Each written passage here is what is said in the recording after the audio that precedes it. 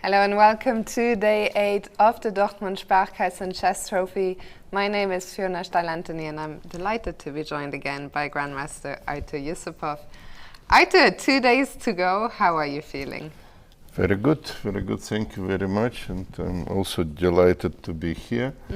And we have excellent round today with very interesting pairing in no casting. World Masters. You mentioned the pairings. Let's just jump into it without further ado. Let's first take a look at the standings of the NC World Masters. And yesterday, well, there was no change, right? Since both games ended in draws. Ended in draw, but it could be absolutely anything. Anything could happen, except for a Fabi win. That was maybe the only Probably result. only result what was The not least possible, likely, actually. Yes, and it was very tough game. Kramnik, Eljanov, with changing of fortune, and then also good game of Dmitrij Kollars, which took a little bit strange turn and it ended in a draw. Yes, Vladimir is leading, but today he plays Fabiano Caruana, so that's very decisive, very important game. Absolutely. And you know, this is double round tournament. And of course, if you win the first game, your opponent is trying to do the same in the second round to get revenge. I think it's important. That's kind of mini matches, and I'm sure that very special meaning also for Fabiano Caruana, and not only the tournament situation, but the fact that he lost the first game motivates him for today. Sure. And maybe our president brought him luck, making the first move. Ingrid Lauterbach made the first move. Who knows? Maybe we'll find out. Yes. In the other clash, Dmitrij Kollars takes on Pavel Eljanov. In this tournament, with 2 rounds to go, anyone can still win it. So very, very exciting. And now let's see the situation in the A Open, where we have a regrouping at the top. 3 players now sharing first place. Alexander Donchenko and Frederik Svane from Germany, as well as Aryan Chopra from India. Behind that, a big group on 5.5. These players must win today if they want to have a chance to fight for the title tomorrow. Most likely, yes. You expect the winners would have at least 7.5 points. Yes. So let's see the pairings for today. On the top board, Frederik Svane, who was in the studio with us yesterday, he's taking on Aryan Chopra, and then a big German clash on board 2. Alexander Donchenko against Rasmus Svane. Those 2 boards is where most of our focus will be, of course. And an Indian clash on board 3 between Raja and Mendonca. Board 4, we haven't seen any of his games throughout the tournament. Eltar Safarli from Azerbaijan will play black against Glebdudin. And on board 5, Jakub Seemann, who's having a brilliant tournament. He must be playing for Norm, I imagine, at least an IM Norm, maybe a GM Norm. He will play against Ori Kobo. So there are some other players, I guess, also in a close range. Yes. I'm not sure if somebody has also 5.5 points, but it is also possible that we only showed first 5. First 5. Yeah, there are a lot more players on 5.5. And finally, before we get to the games, let's take a look at what's happening in the NRV Cup. Dinara Wagner, she has taken the sole lead. She's on 5.5. She has already exceeded the requirements for the IM norm. This was her last norm. She already has the rating. So after this tournament, she will get, I would say, long overdue. I think she's long had the strength of an international master. So congratulations to her already on that achievement. But she wants more. The GM norm requires 7 points. So she will need 1.5 out of the last 2 games. The GM norm is also still possible for Ruben Kölner, who is in second with 5 points. He would need to win the last 2 games. Then behind that, Venkat Taraman, the top seed, he's on 4.5. Aitor de Winter on 4. These guys, well, de Winter is still fighting for an IM norm. Hossein Bazou is still fighting for an IM norm. And yeah, I think that's the main intrigue for this tournament. Let's take a look at the pairings today. Yes, I think the most interesting is the last two pairs, Hussein Bissou with white against Ruben Kollnar. And we already told that Ruben needs to win both games, and also he probably still fights for the winning the tournament. So, and Hussein proved to be very, very good actually. Yes. He is playing very solid tournament so far. Yeah, so that's where our main focus will be. For Dinara, we talked about this last night. Sometimes the games against players who've been struggling are the toughest.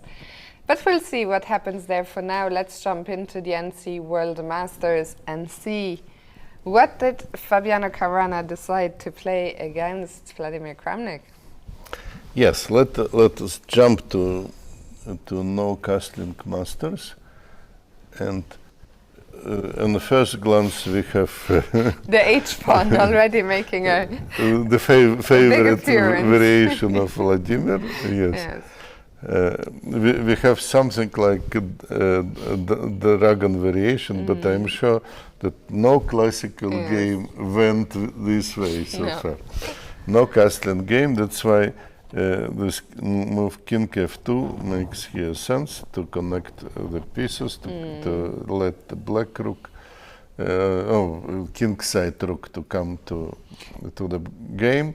Let us see how it happened. Yeah, I mean, it's very rare that the first time we jump into the games, one side already solved the problem of the king and of the rook. Yes, that's very quick decision for Fabiano. Maybe home preparation, or at least it was like a quick decision, and do maybe king move and shouldn't worry about the situation anymore. So we have typical moves for the Dragon variation, very tough opening. And here, after the move f3, white king is getting some possibilities, yes, which are very valuable in no castling chess. And very, very interesting move of Vladimir Kramnik. He was really experimenting with all these early H pawn moves with actually good results. In most of the games he was able to seize the initiative very quickly. It looks like he is in his preparation, and but okay, they're both thinking a little bit, yeah? So bishop c4 and h4. Well, we wouldn't maybe spend too much time on trying to understand what is going on. One thing is good for the black rook. She gets into the play, and king most likely would simply go to f8. So the strategy, which is known also in classical chess, but of course only in more exceptional cases. Fabiano made a very important decision by leaving the king on f2 now. Okay, it looks like a reasonably safe position at the moment, and we said that it is important to be able to develop king side rook. The last move in the opening, knight c6, it looks very, very healthy for black to bring all pieces in a game. Yes, it makes sense, and of course we can maybe dream at some moment about some moves and maybe some combinations some are chaos, coming, to create more chaos. Yeah, I wonder if white, I'm looking at the king side, and I wonder, does white not want to touch anything? Like, I wonder, is it completely crazy to play h3 at some point? Are we weakening the dark squares too much?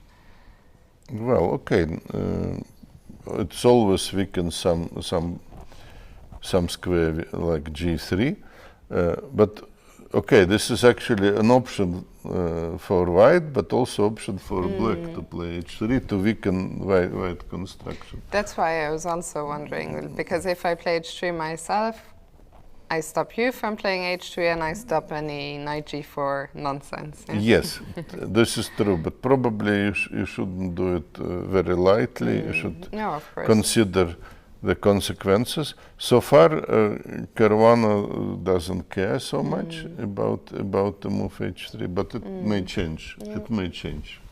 Yeah, we see that he is deep in thought here, so we will leave him to it, and we will come back here in a short while. For now, let's go to Dmitrij, Kollars and Pavel, Eljanov, because something very interesting is happening there.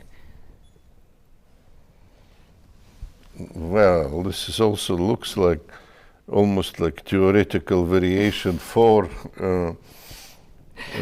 classical chess, and of course now king is on e2 already, no castling, yes, which was not possible anyway. So let us see how it happened. Let us see how it happened.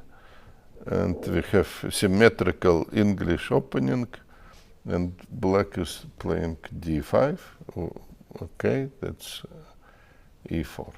This variation is very well known in the classical chess, and knight b4 is one of the options, as well as knight takes c3. So knight b4, white went for the check and played f3. And of course, this is actually a very, very interesting point. Players always trying to compare and trying to find the variation of classical chess, which may work also in no-castling chess. And this variation from this logic should be good for white. Yes, because we don't mind losing castling, right? Anyway, yes, so white is not losing castling, yes, right to castle. So interesting situation. I think we are in a preparation. Yeah? We still should be in a preparation at least of Dmitrij Kollars, because he looks confident. And in fact, it's Pavel Eljanov who now considers the situation, takes his time, and goes knight f4. Yes, that's a principled decision. Now where will the king? Will it go to f1? To f1, yes. Oh, you have to. Because we need also to protect the pawn. Yes. And of course, all this operation, black took some time.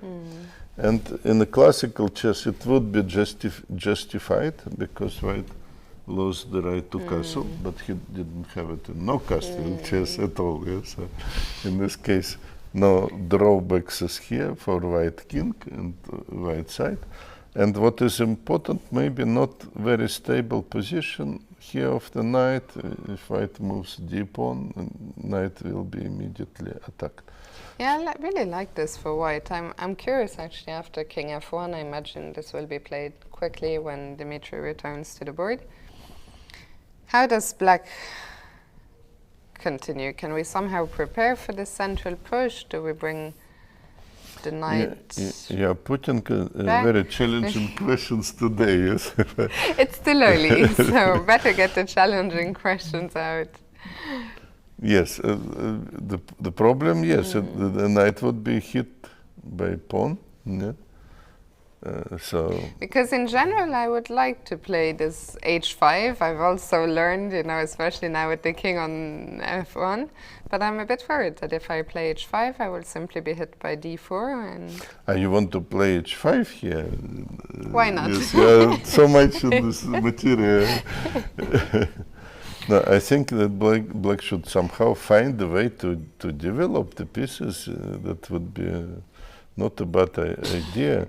Because so far we only managed to put two knights, and we still have the resources. But what concretely do, I'm not exactly sure, because we have like a threat in the position. Yeah? So d4 is threatening.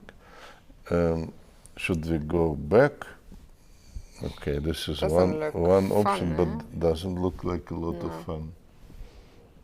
But at least we settled, we solved the problem of d2, d4. Yeah, but look at your poor bishops. Yes, one should go here, another here, king cannot castle anyway, and then you think about your move h5. Yes, it looks very sad, but okay. But it looks better for white anyway. Yep. So I think now Pavel is struggling here in the opening, because actually it's interesting that his opponent Dmitrij is still not on the board, so it takes a little bit time to come back. He's having a coffee break. On a coffee break, yes. Okay, we'll come back to this one, but I like the way Dmitrij has gotten out of the opening for sure. Yes. Let's go to the A group and check in with the top board, Frederik, Svane. Oh. Very interesting. I don't know about you, Aito, I always get excited as soon as I see opposite sides cancelling. And very good ground to be excited. And this position looks like Frederik is ahead in initiative.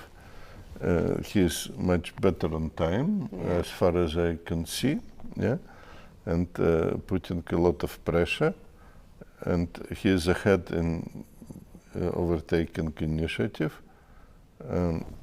Let us see how it happened. We start.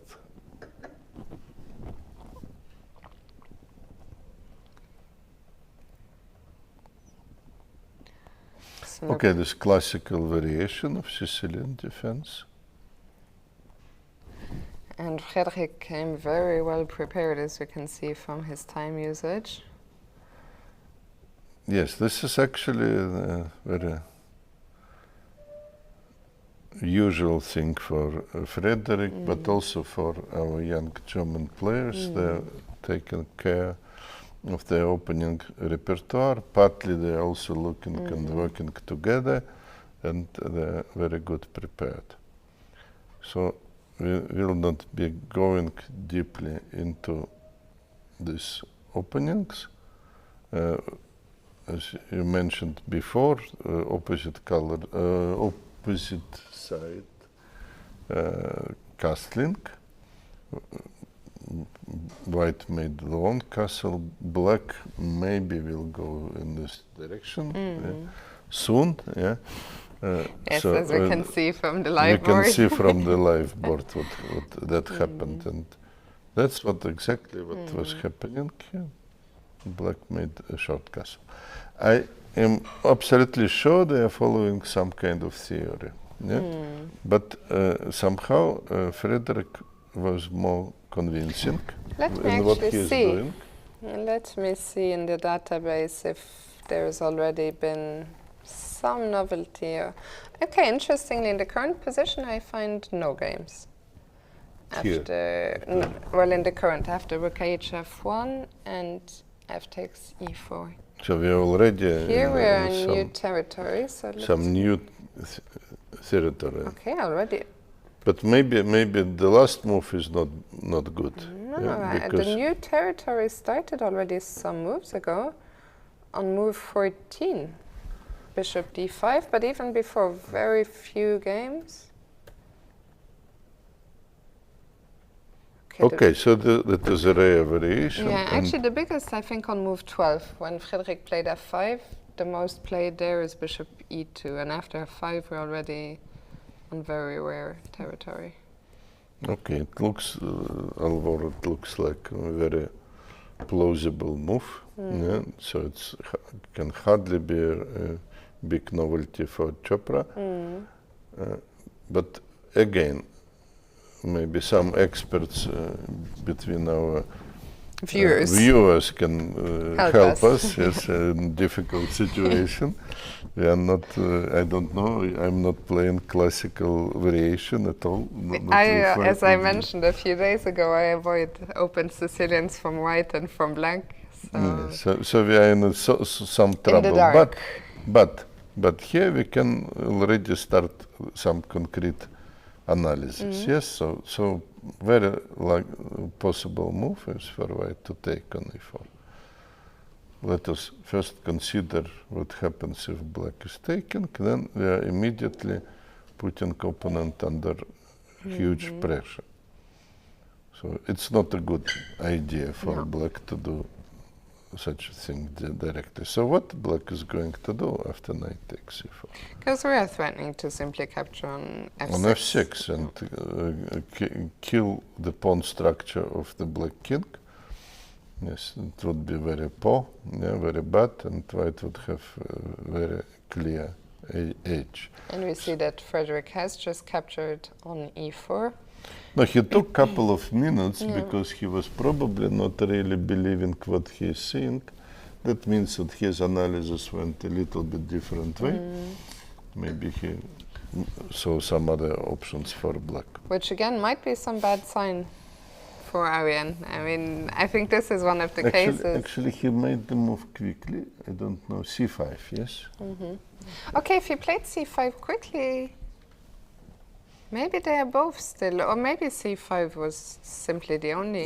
It looks like basically the only move because otherwise you're just crushed. But it's not making great impression anyway. So let us see what is going on. It moves the queen somewhere. Okay, let's put it. d3, e3. Or e3. Yes, I mean, both are making sense to me.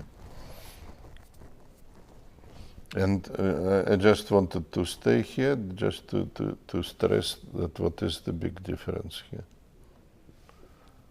c5 should be improvement, but okay, we try to make it work. No, rook a7. So improvement that white couldn't take on c6, the pawn. Yeah? Yes. So pawn is alive. Oh, what do we see? Amazing position.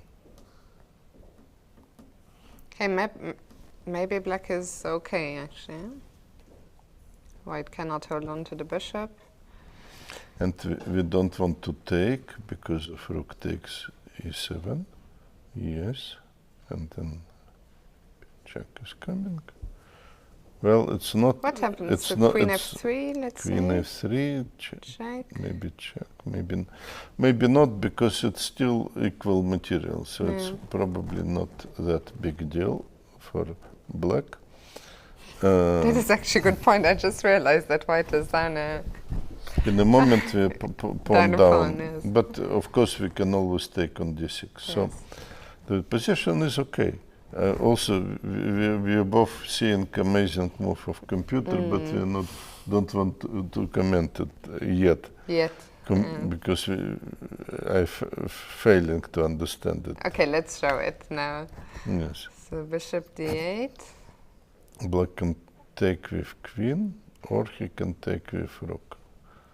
And the computer plays the following way: queen to c6, hoping to take on d6 and claiming that white has a And good if I play rook position. e6 and try to hold on? This is at the point, okay, yes. And if I try to hold on another way, rook then a6. Rook to d7, then we take on a6. No, white doesn't have any problem to pick up the pawn.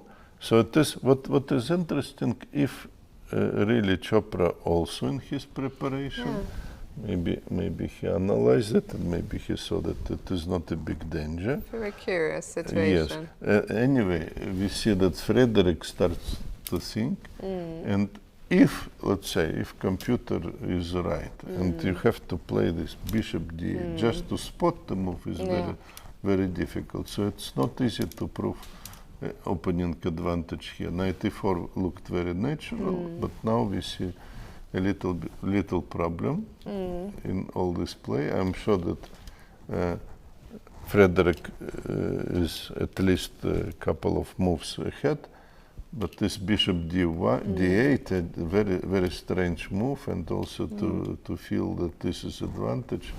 I'm not sure yet. So very tricky. Maybe just our engine making jokes with us. So who knows? Okay, we'll come back here, but very interesting battle on the top board of the A group. Let's go to board 2 and check in with Frederik's brother Rasmus, who's on the black side against Donchenko. Looks like Rasmus is trying to help his brother. And also fight for himself, of course. Of course. Teamwork, of course. Teamwork makes the dream work. I'm not sure. It looks like there is some healthy competition between brothers. As a matter of fact, we may have 2 moves in the game of Chopra coming to the position slowly to the position that we saw. What we saw already. So let's move to Donchenko game and to see how it was. Just to see what say. I thought it was Catalan, but in fact it is a position. It was coming from Nimcevich defense. But this variation is something similar also to Catalan and to Nimcevich defense. I don't know how correctly put it. You can also get it from different move order. So for Nimcevich defense is typical bishop on b4, knight on c3, and we saw the move order how we got it. And for Catalan opening, that bishop is on g2. This variation became more popular in 80s after Kasparov played it against Karpov in the World Championship match. Before there were some games of Romanishin. I think Romanishin is responsible for popularity of this move as well. So let us see what continues. Very complicated position with sometimes damaged pawn structure, but here black got this isolated pawn on c6, which is objectively a weakness, but what he's trying to do is to demonstrate that he has dynamic play. The pieces are very active. And a powerful bishop pair. Yes, good bishops working so far. It looks like we have actually only one move which was played, queen c2, to protect the pawn on e2. What is interesting is the speed at which Donchenko has been playing. It looks like he is still in familiar. preparation. There were nothing. Look. Oh, let's go back to board 1. Bishop d8. So let's go. Okay, we are still in the home preparation of Frederik, because I would say without a computer, if you are not analyze it with computer, it's not very likely that you move like this. Yeah? Bishop d8, beautiful move. Still, just slightly difficult to explain, but we saw that after queen d8, queen c6, white wins the pawn back, and is not taking any risks here. But I can't. He already took on e8, yeah, because we both don't see any. There's no we don't see any other moves. If you take with rook, you get rook takes d6. I think that Aryan played already. Can we zoom in on the board? Maybe briefly, because I think there was no bishop on d8. He took with rook. No, there is a bishop. No, it was hiding. He's hiding behind the rook. Yes. So you are right. So he is. From our angle, we can't see it. Yeah? So it was not a foul play. Yeah, we don't need the how you call it, referee in Köln. Yeah, the VAR. The VAR referee. Yeah, so we see. Everything is okay. So we are the VAR referees. checking if it was here correct. Now we should call our referee from the playing hall. All is okay. So okay, let's spend a moment here because it's such a spectacular move. Just very quickly, what do you think? Is better to take with the queen or with the rook? Yes, definitely to take with the queen, because if you take with rook, white simply takes on g6, and we are again under the pressure. Yeah. So queen looks like obligation, but the fact that Chopra is thinking here, okay. This move took him by surprise. A little bit by surprise, yeah. So I think that Frederik, let's say, out-prepared his opponent. The other question, okay, how much he will get here, how much advantage, little bit advantage, yes, but still you need to play very well.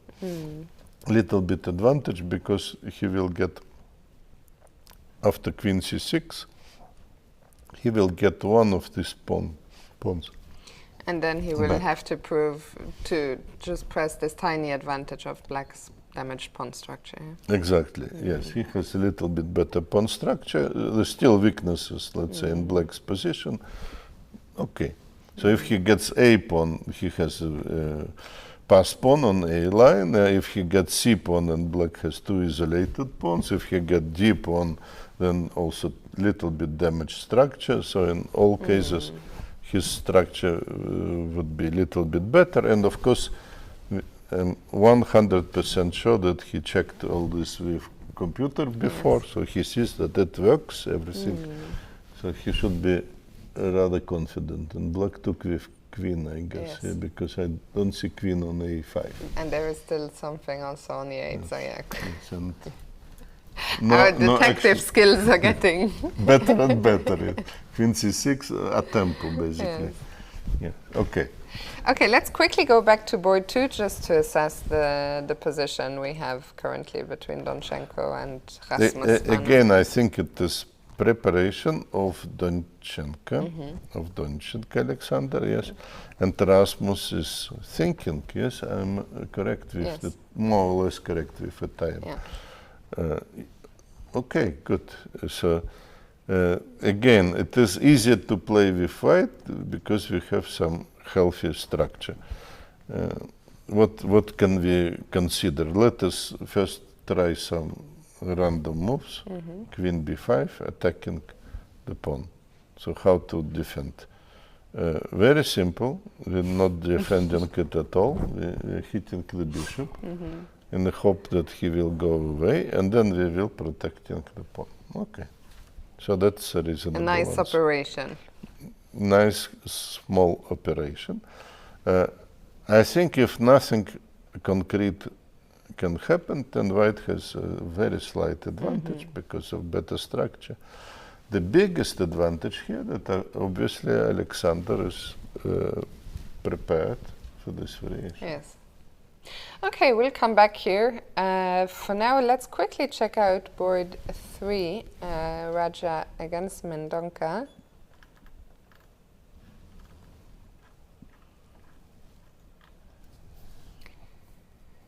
What is this? Well, first feeling that something in this direction may happen. Something is in the air. Yes, but maybe not yet, yeah, because I don't see the... But at least it's always threatened, yeah? Black almost at every turn needs to watch out. Yes, so that also explains why black took some time. Maybe let's go to see what happened in the opening. Slav defense seems to be, or it has the reputation of a solid opening, actually, and exchange variation, okay, that looks like very, all is very known, and white played queen b3. But Vynnik was a big fan of these positions, but since these times, black found many ways to play it. Knight a5 is one of the possibilities. To defend, but The point is that after check, which actually happened, black goes queen, bishop d7. Bishop d7 and white queen has to go away. Now, black pieces maybe not disorganized actually, because knight a5 could be also useful, but they're not on the most maybe harmonious positions, but that's it. Yeah? Black is developing quickly, trying to make a profit from this knight a5 story. And bishop b4 looks like very reasonable so far. And that's where the game had this strange turn, yes. to Suddenly, much more. Because I mean, if we look at here, the kingside structure looks completely normal, and just 3 moves later. Yes, it became much more tough, because black decides to ask a question to the bishop f4. And okay, this is in a way it is a principled line, right? Before white will give up the bishop, he wants to force some weakening, ask for some more weakening of the positions. And of course now there is a threat to pawn h7, and so black has to play g6. Still, I am not sure if we are in a preparation in a book. Yeah. Let me see. Yes. So. Let's see very quickly. So this position. Okay. After rook c1, now it's a new position, but before. Okay, there were some games. Rook f1, some games. Yes. So there may be following some good examples of some strong players, some recent Nakamura, games. Maybe. Jeffrey, Zhang. Okay, then it explains why they're both probably feeling more or less confident. Rook fc1 is completely new. Okay, that's some contribution to the opening theory on the side of Raja. The move is Alvor, kind of typical for Slav defense. Usually you do it Alvor with the queen on a4 or on b3 to be able to play queen d1 and keep the rooks connected and supported. But here, for some other reasons, the move came. Okay. Nevertheless, it's perfectly normal continuation.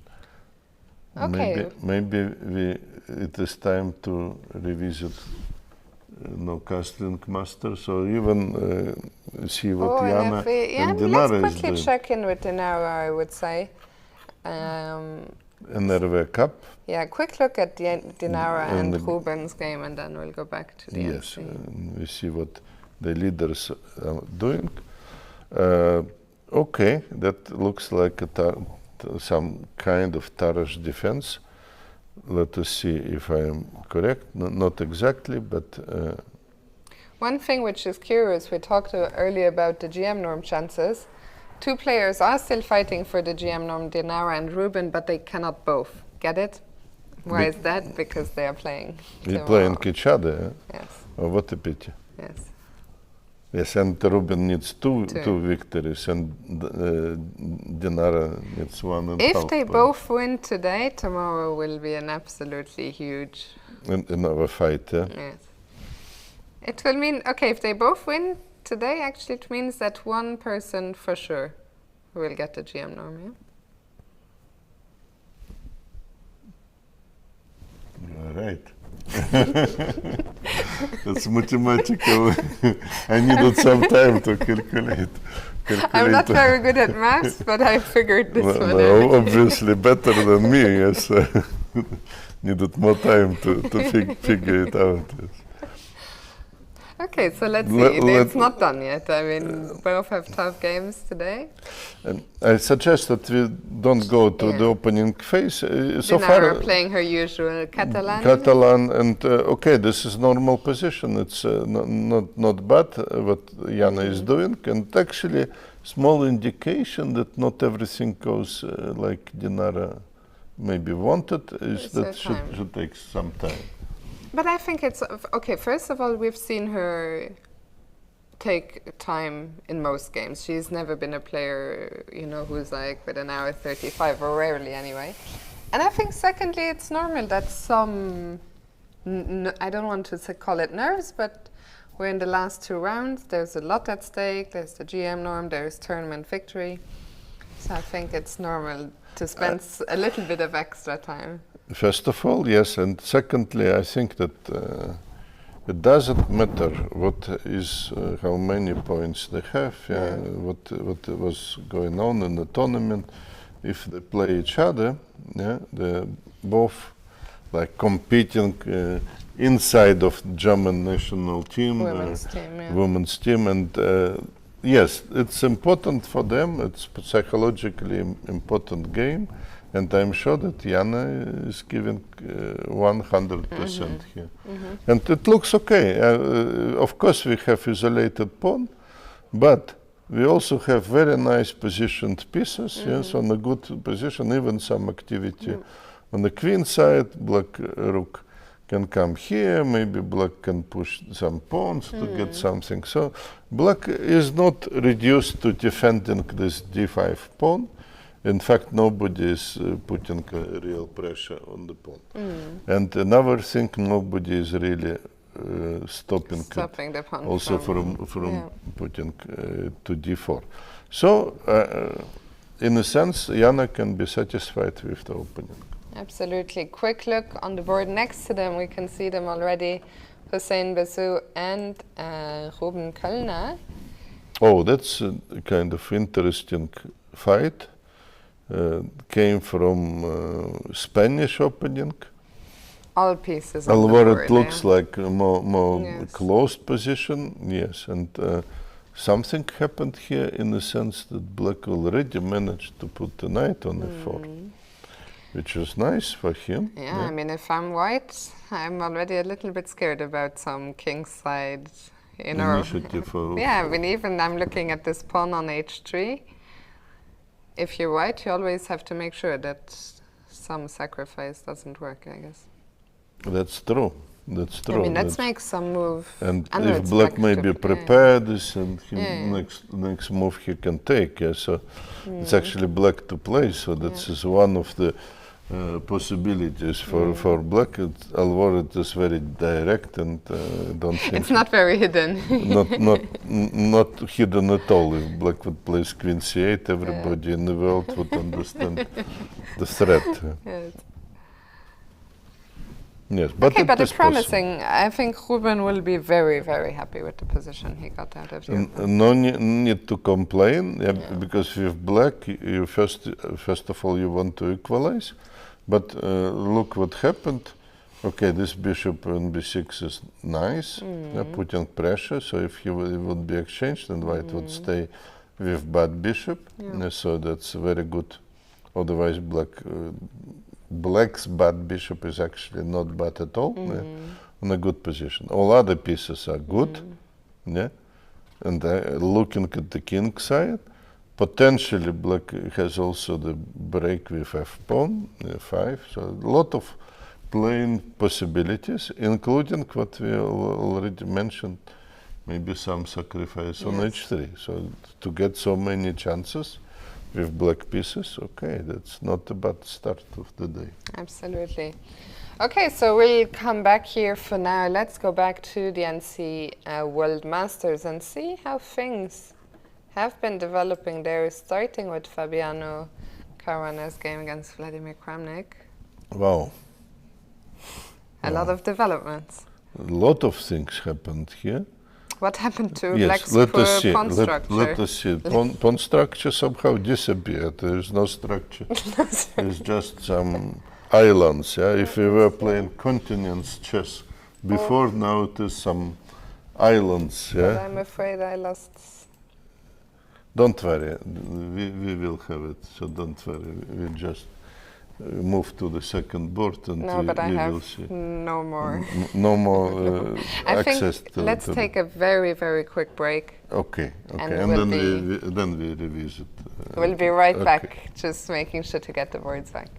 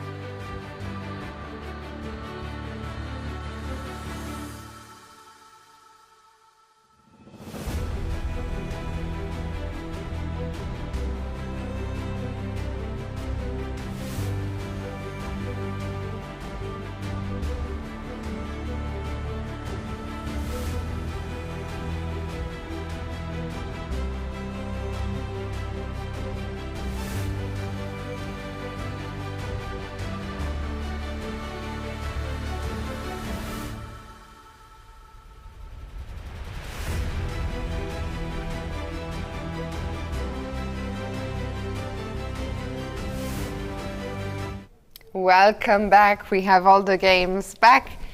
And Artur, let's see what happened to Black's pawn structure. Yes, but I think the responsible for this was Caruana for Black pawn structure. He found here very interesting maneuver. So in this moment where we left, actually, he took on c6. Very interesting decision. Black took, and now e5. That was very unexpected way to play it. And now Black, probably after some thought. Yeah, we can see that Kramnik has spent already half an hour. He decided to go for grabbing, yes, because alternative would be to move the knight, but he was probably afraid of position of the king after taking on d6 and maybe rook e1. Yeah, maybe White can also play some e6 or something, or is that not an option if the knight moves? Could be option, but okay, Black still can take. It's also question where we put this knight. Anyway, decision of Kramnik was to take and to go to endgame. And now, of course, the position became a different character. Yes. Now we have White with very good pawn structure, with a very healthy pawn structure, and Black played bishop f5 with actually very confused pawns. Yeah.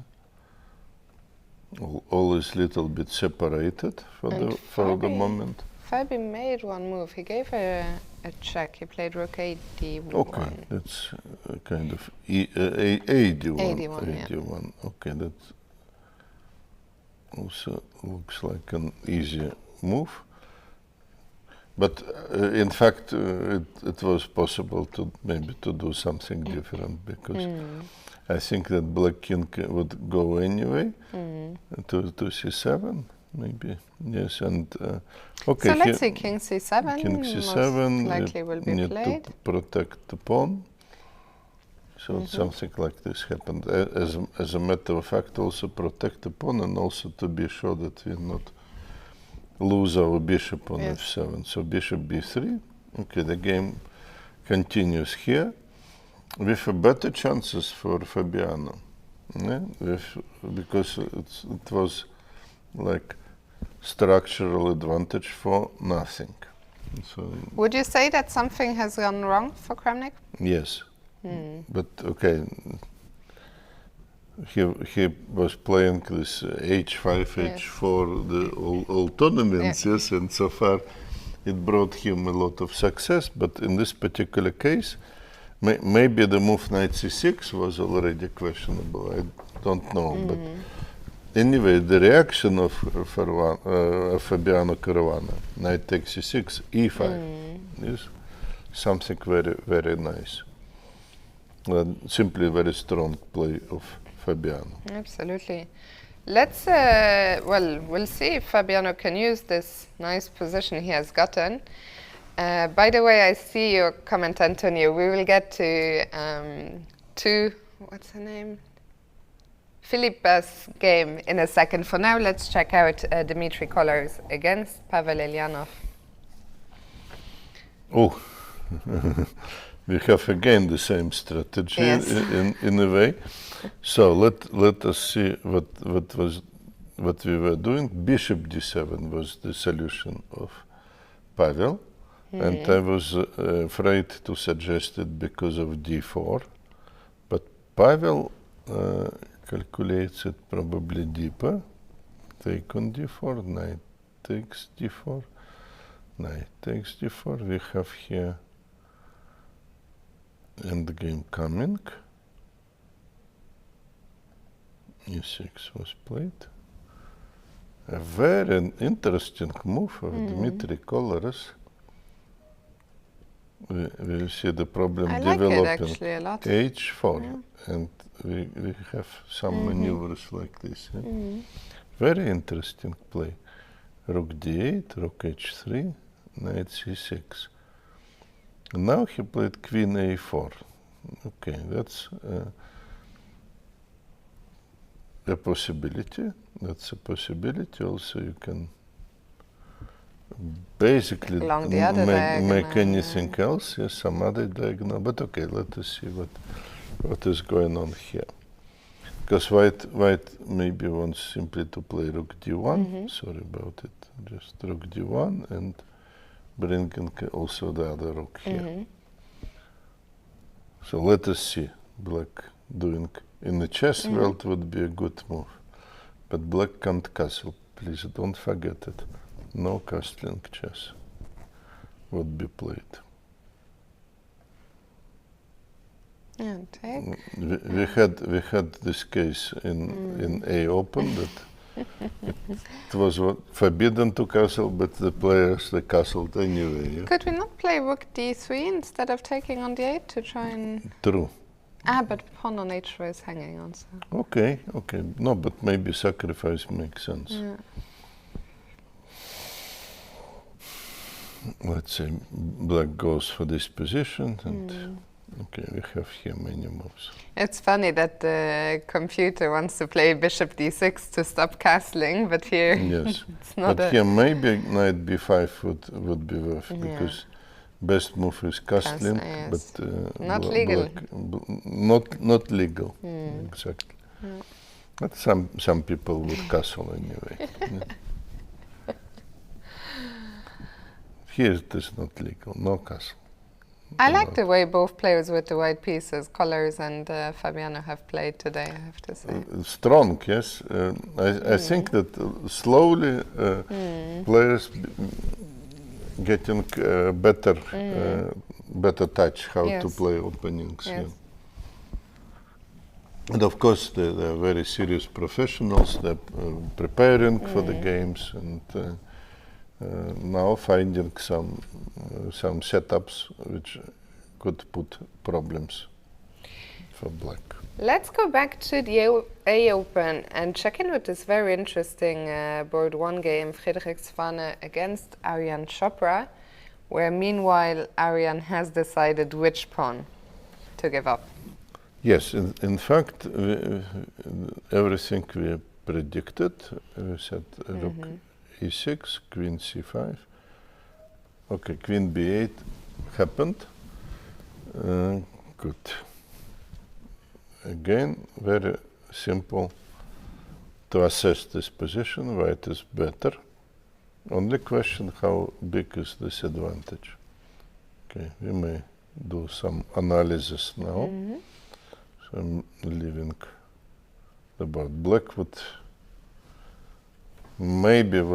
try to make a luft, some square for his pieces. And okay, white would have any endgame with some advantage. Let me ask you actually, as white, so I guess if you play rook e1, you're happy to trade one pair of rooks.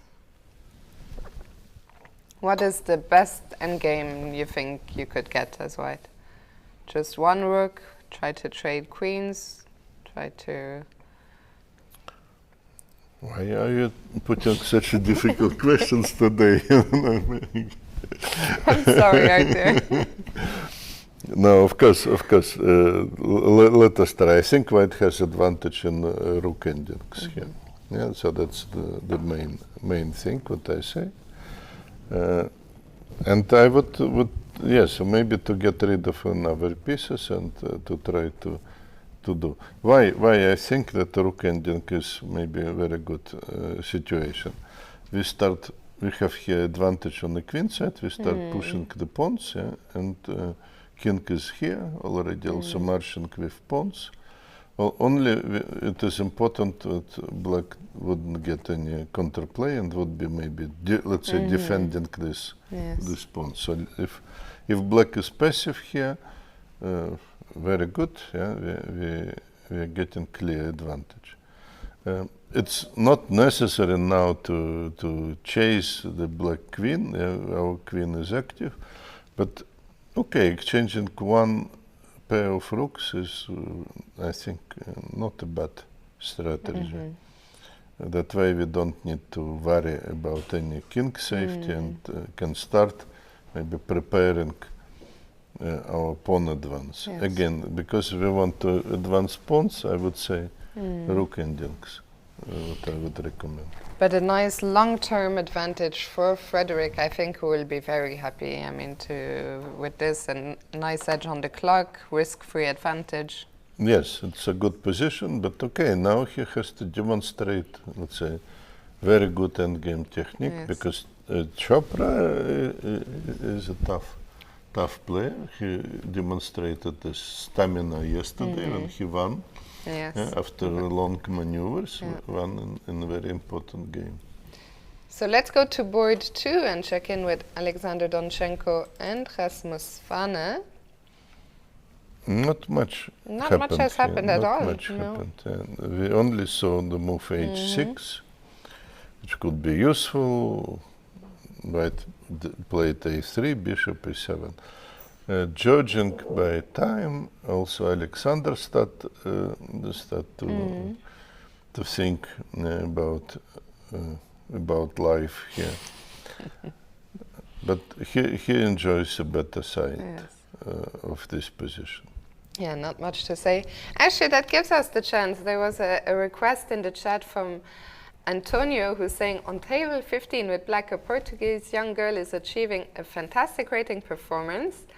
She already achieved FIDE master title, so she crossed 2300 here, and at least the woman I am norm. I was checking actually during our quick break.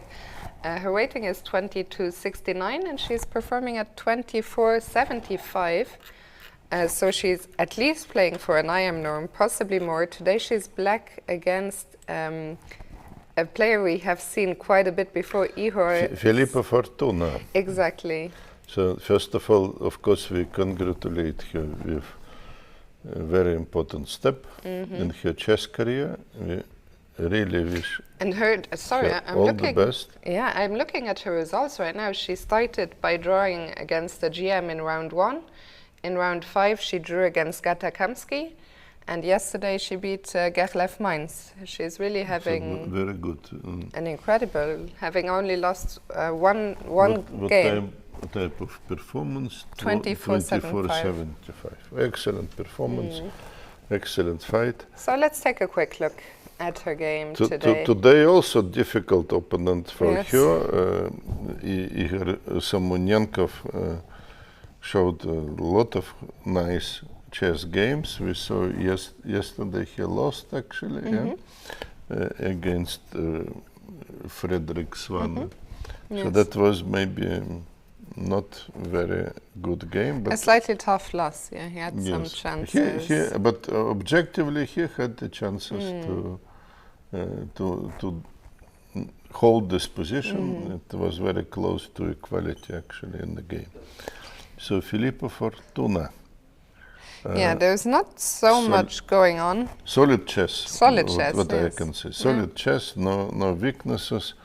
Everything is ready to play. Yes, Filippo. That's the way to play chess against good opponents. Bishop g5 was played. I don't know if it is really better position than it was before. Not really very clear. So maybe we can play h6, bishop h4. So computer already wants to start spectacular chess with g5. With g5. We would not recommend it. Please don't do it at home if you are not full-time professional. Then if you are not full-time professional, maybe, what I am doing? I'm missing the main thread. That's why g5 also. Missing some thread here. So knight d5. Positional thread is here, and knight e4 or knight b5. So one of these two moves. So now we can understand the move bishop g5. It took us some time. The main idea is e5 and exchange of the... Okay, it's actually was a kind of obvious, so we are a little bit disappointed.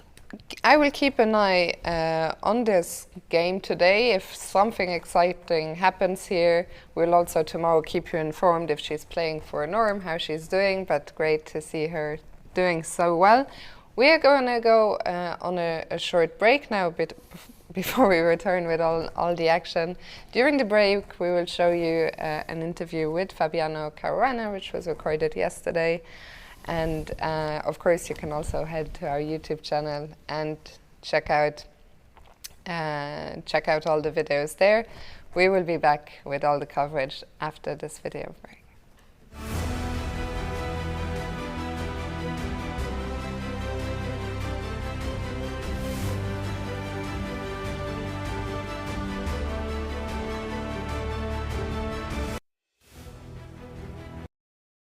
Today there was the fourth round of our No Castling World Masters in Dortmund, and I'm here with Fabiano Caruana after his fantastic game against Dmitrij Kollars. It ended in a draw. How do you feel after the game? Yeah, so I think I'm quite fortunate to have made a draw. I don't know if it was ever very, very bad, but it did feel quite dangerous. Okay. And was your fourth game in No Castling Chess? How do you like the tournament format so far? Yeah, it's very interesting, and I'm still getting adjusted to not being able to castle, and I'm experimenting quite a bit in the opening. I'm not playing, let's say, maybe the best moves, but I am trying to get some original positions. And so far I've gotten original positions. Yes. Of course, the results are a bit up and down. Okay. Yeah, so let's start with the game. As you said, first move b4, probably a novelty in our no castling format. Yeah, I don't think it's so bad. I think it's about equal after b4 in many ways, and I thought we would get an interesting position. Okay. I just think maybe knight h4 was getting a little bit too original. Maybe I should just play e3 and... Okay, it's an equal position, I think. But knight h4, yeah, bishop d7. Now, he got this idea to play b5, which I think was a good idea, because he's trying to target my b4 pawn. If a5 immediately, then b5 is quite decent for white. Yeah. So that's why he played b5 first. And then we got a very strange position. Yeah, very interesting idea of Dmitrij. Yeah, and then I thought he was doing quite well, and I decided to play very risky with g4. I don't know if it's a good idea. I mean, I guess it's about equal if I make maybe another move like knight c3 or knight takes d7 in the next round. Oh, no, g4 is already, of course, accepting that it's going to be a very crazy position. Yeah. Okay. Yeah, maybe after knight c6, I see bishop g2 is given as a slightly dubious move, but I thought it's very natural. Maybe I should play with the bishop pair. But so taking here. Yeah, and I guess bishop g2 now. Maybe like this is better. At least two nice bishops, yeah. Yeah, but I thought that in the game, this bishop on e5 would be very strong, and he would take some time to kick it away. So then, yeah, it looked very complicated, but I guess he had a good position. Maybe slightly better for black, but maybe close to equal anyway. And yeah, then at some point I was quite happy. Like after he played e5 and allowed my knight to d5, if we're already going... Yeah, okay. First of all, what's your idea to make with your king, just to hide it on f1 as you did in the game? Yeah, I want to develop my knight. So first I need to chase his knight away with d3. That's why I played king f1. Yeah. These are quite logical moves, I think. And yeah, I could put my knight on d2 also, but I decided on c3. It's aiming for the f4 square. And on f4 it looks very decent. Okay. And yeah, I expected rook f8 and king g8, but I was going to play knight e2 here. Castling by hand. yeah. His king becomes safe, but my knight on f4 is quite good as well. Yeah. And yeah, instead he played this interesting idea, I thought. But I thought after e4, I'm not worse anymore. Okay, so he opened up the position, or he tried to, but you closed it. Yeah. Taking and the point is that he can't. My knight on f4 is still very good because it's targeting e6, and if it ever gets kicked away with e5, then it goes to d5. I was a bit surprised he played e5 here. But I wasn't too worried about my position. I thought it's more or less okay for it. And after knight d5, maybe after knight e8, c3 isn't the best way. I wasn't sure how to approach this position. So you have a nice knight, but your pawn on a3 is a little bit weak on the move. Yeah, my pawn is weak on a3. His king is a little bit, like he's not fully coordinated yet. Yeah. And he's going to play knight c7 next move. And then I have to decide if I want to take his bishop. Which gives it a bit more of a, let's say, double-edged nature, because then it's a fight of bishop against knight, but his knight on e6 becomes very decent. Yes. or in the game, I think I played very logically, but I was certainly getting a little bit worse.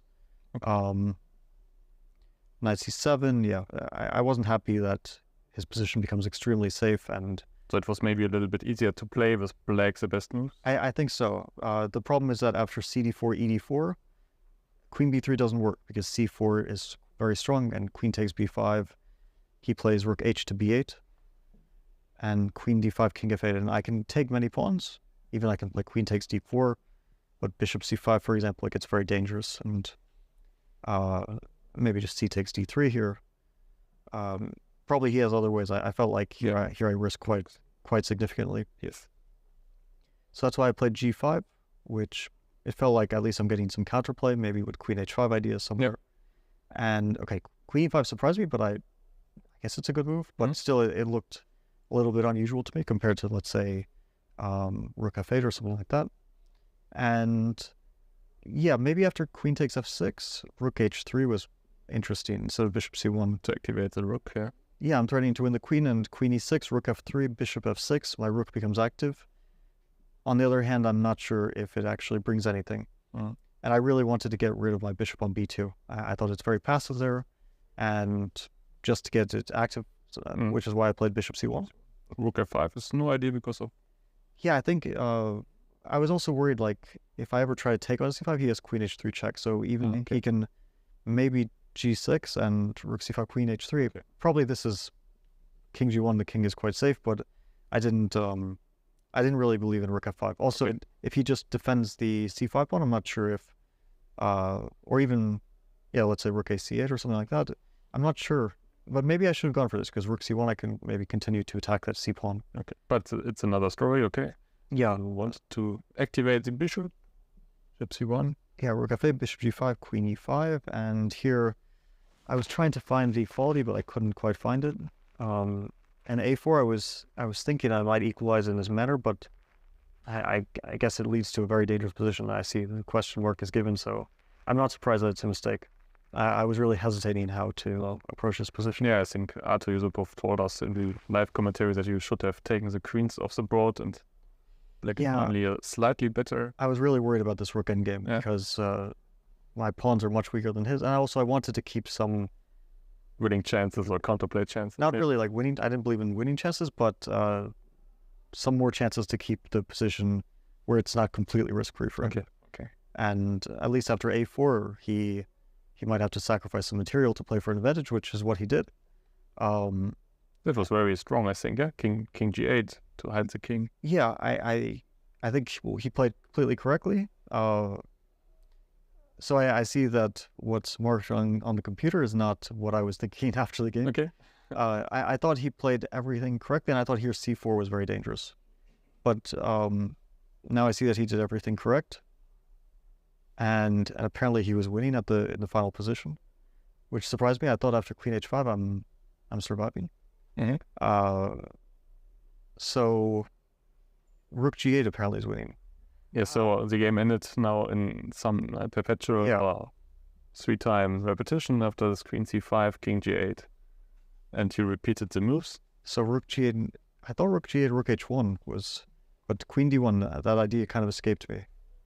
Yeah, we saw the engine line here with queen g4 and rook c8, the idea. Yeah, this idea completely escaped my attention. Yeah, I guess that's just game over. So I'm more lucky than I thought. Okay. So what to say about Dmitrij, our German guy? Yeah, he's a very good player. He still, I think, has some areas he can improve for sure. But I already saw him playing in an online event where he beat Ali Reza. Yeah. The Champions Tour, and he was playing very well. Have you ever had a game with him before? No, before this, we've played like online blitz, but that's about it. Yeah. Never over the board. So I knew already he was a good player. And yeah, it seems like he calculates quite well, but maybe in critical moments, he's still not finding the best path. Maybe still has a bit too much respect for us. For your big names. Yeah, for some of the guys like maybe Vladimir, and I mean, it's difficult, of course, not to have a lot of respect for, let's say, for Vladimir, but still you shouldn't let it intimidate you. Okay, so I think he'll improve, and especially once he gets more experience. Thanks a lot. We are happy to have you here, and good luck for the last 2 of the games. Thank you.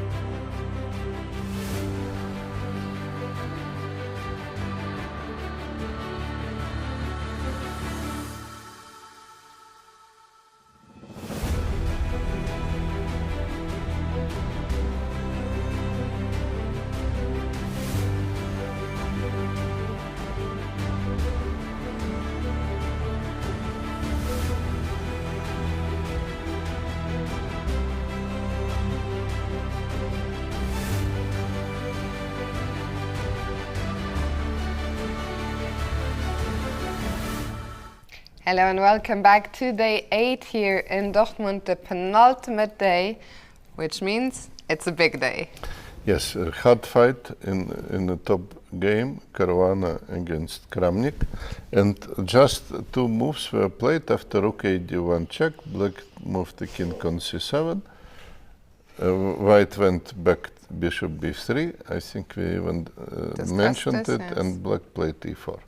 So that is position at the moment. Vladimir has spent a lot of time today. Yes, for good reason, because he need to do something, not to stay in this very bad structure for nothing. So he is seeking some dynamic counterplay. But the situation is difficult for him. We already mentioned the shattered pawn formation, and the second problem that Fabiano is playing very strong so far. So he made another good move, rook h2 e1. That's probably he already anticipated partly by putting this rook to d1. Let me ask you one question. By pushing e4, as black, are we not worried about some bishop f4 check? Is this diagonal? No, of course he was worried about it, but he simply did not see a better solution. Because otherwise the pawn on e5 would be a target. If you don't do anything about it, at least he will exchange it. But that's what makes his position extremely dangerous. And I would say if Caruana makes not one inaccurate move, it maybe nothing will happen. But if Kramnik now will not find a right solution, he will be under huge attack. What happens after? There's already. I just realized that another if problem. you take, maybe another problem is that white would give maybe check.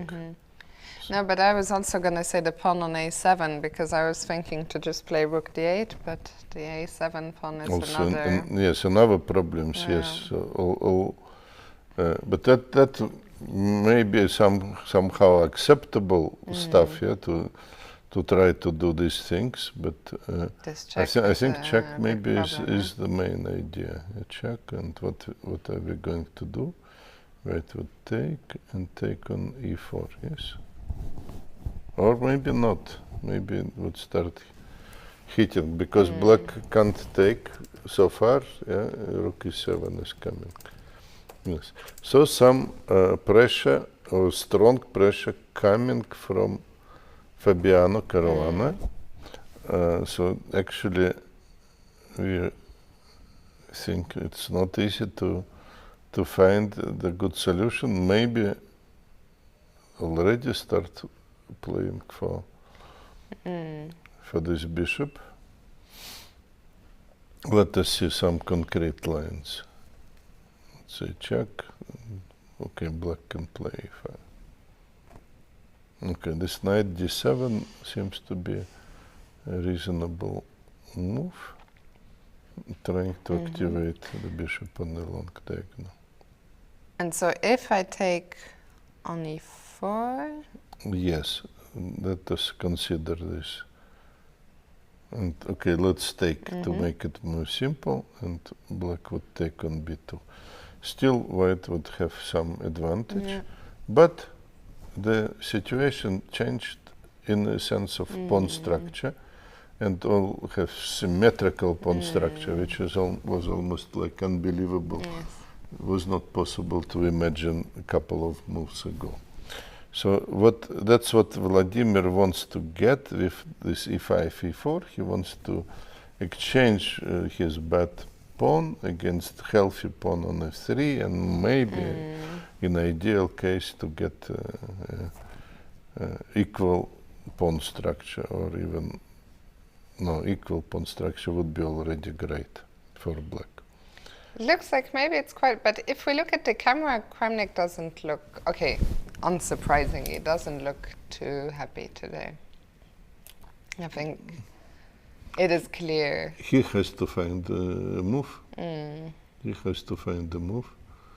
And probably so far the best what we saw was knight d7, activating the bishop. Maybe he also thinks in the same direction. Maybe we just check more carefully. Let's say white took with pawn on e4, if it is possible at all. Fortunately for black, he can attack now the rook. I go. Yes. Let's say we go somewhere. d2, yeah. d2. Okay. Then, okay, maybe check. This is very dynamic what black is doing. Yes, suddenly. Yes, and maybe if white, let's say, do something, then of course knight e5, knight goes to f3. So that some ideas of counterplay. What white can do, we said maybe take, bishop take, and we took, but maybe more accurate, something like this. And rook e7, do we have advantage? Maybe we have advantage, but it is still not so bad for black, because we are not going to get the king. He is more or less safe, and opposite colored bishops, okay? All this makes the situation acceptable. Actually, Vladimir made a move, rook h to d8. But that was one of the possibilities what we were considered, but we were not. We didn't like, but we didn't take a closer look. We said bishop f4, so let's see. Yes, that was our analysis. King b7. Now we looked at this and we took on d8 and stopped here. Said we can take or maybe go bishop g5 even because the pawn is pinned. The pawn is not going anywhere. Pinned in the sense that white wants to. Okay, let us see. Pawn takes f3. I wanted to take. I thought it is pinned, but maybe I'm wrong. But also doesn't look so bad, eh? Doesn't look so bad. At least we took a pawn back here with check. So it is black who is in defensive here. Okay, rook hd8 is a kind of plausible move we were talking about. Why this rook? Maybe not to give up a7 pawn too early. So it looks like a move, but according to our analysis, knight d7 was like interesting alternative. Okay, well, we'll come back here. Fabi, I'm sure is going to invest some time. I think today is really, and I think he senses it, today is a big chance for him. He's half a point behind Vladimir. He has a great position. He has an extra half hour on the clock.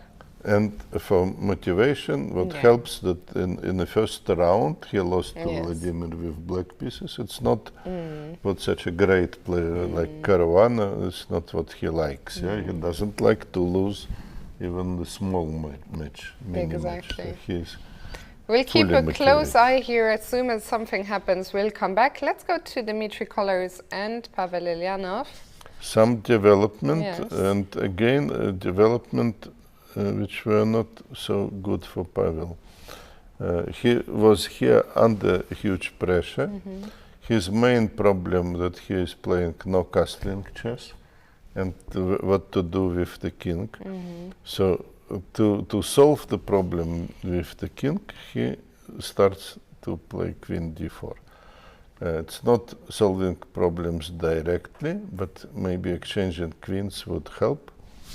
White played queen b3, black went rook d7, protecting square c7 actually from this possibility. It shows that Pavel already anticipating the next move, rook d1, and is ready to play queen b6. Only that this is actually some solution, but not a great solution. Not a remedy to all the problems, no. Well, because sometimes the remedy is worse than the disease, yes, and that's what maybe in this case, especially pawn b6 could be attacked in a different ways. Yeah, and we can even imagine all ways to attack the pawn b6. So, and even this one can go to b5. So it is a weakness for any situation. So a huge weakness. And now white decided to play rook b3, which makes a lot of sense. And here offered exchanging the bishops with bishop move. Very tough situation for Pavel. Yeah, it looks like he will lose a pawn, more or less. Well, okay, if he will lose the pawn, then white would have an extra pawn. This is correct. Yes. And okay, that's already something. Let's see, first of all, does white have, well, white is threatening to take on c5 and take on b7. Take on b7, that would be an extra pawn. Let us see if black can do something about it. Let's say rook, knight d4. Okay, the problem of knight d4, right, probably can just put the rook on c3, and the threat is b4, and what to do. So that's a big question. Should we go to e7, white goes b4, and we need to look for some tricks, because both pieces are under the pressure, so only trick what I can imagine is something like this, but then white gets two pieces. Also not a good variation for black. No. Do you think it is a winning advantage? Maybe. Yeah, it's very possible that it is already enough to win the game. So that is knight d4. That was one attempt. Otherwise, the simple threat is to take. Maybe you are right that black has to sacrifice or give up the pawn, but in fact he just lost the pawn. Yes. Yeah, it's not a real sacrifice. So we cannot hide it that we just lost the pawn on b6 and to play this position. We have very good chances for white to win it. Yeah. Yeah, really looking great today for the two players with the white pieces in the no castling World Masters. For now, shall we go back to the A group? Yes, I just want to say my admiration to Dmitrij Kollars, who plays very strong in this fantastic group of illustrious opponents. Yes, and I don't know what happened yesterday, but he could probably also beat Fabiano Caruana. He won against Kramnik, and now he goes. He might be kicking himself if he wins today. This draw yesterday could really change. Well, okay, I think he is able to just to concentrate, and he needs to do everything to concentrate. Actually, knight d4 was played. That the move what we were considering. But in fact, the problems are remaining. Yeah, you can make a move, but how would you solve the problem of b4? Also, what do you do after rook d3? Is that also a move? I thought that e5 would follow, but of course you can do this as well. Yeah, because so e5 b4. Yeah, I realized that it is not helpful. So maybe your move is even better. Very good choice. Okay, maybe he would go back now, to c6 again. So, but then you can take and do something. b3 and yes. Again the so b-pawn. very tough game for Pavel, and also due to the excellent play of Dmitrij so far. Yes, absolutely. Actually, he played the perfect game yesterday, in a way, just not founding the last detail maybe in the final Today position. will be another chance for sure. I mean, he has a huge advantage. It does look like he will win a pawn in the near future. So let's go back to the A Open, starting with board 1, Frederik Svane against Aryan Chopra. Okay, we saw here slightly different moves. After queen c5, queen b8, white didn't play queen a5, but put the queen on d4, which is of course Also very logical and solid. Black played g6. Now white could follow this example, which he did, and rook g2 is out. You see that Chopra is still trying to keep all rooks, control for the open line, but okay, not much changed. White enjoys the healthy structural advantage, which would not disappear. And again, you were asking these tough questions: what to change, what to stay. As a recommendation, generally, if you have better pawn structure, you are ready to play. And so don't be afraid to change pieces. It might be easier to attack the weaknesses. Okay, so we'll see. I think this will be a long and tough game. Frederik will try absolutely everything he can to get the full point. Let's move on to board 2. Donchenko against the brother, Rasmus. I already jumped there. We left it after bishop e7 and bishop d2, I think, yes. Okay, we thought white is better. Only the move is funny, yeah? The move what was made by Alexander Donchenko, rook fc1. So first of all, we have a question: what will happen if you take the pawn? And the answer is that white would take the pawn on h6. With this operation, king. weakening a little bit the position of the black king, because one pawn is missing in a black row of pawns. So that is very interesting move. Rook fc1, not the most easy. Yeah? And black decides, after considerations, decides to play c5. Offering up another pawn. It's funny how there was a white pawn hanging and Rasmus says, I don't want your pawn. Instead, if you want, you can take my pawn.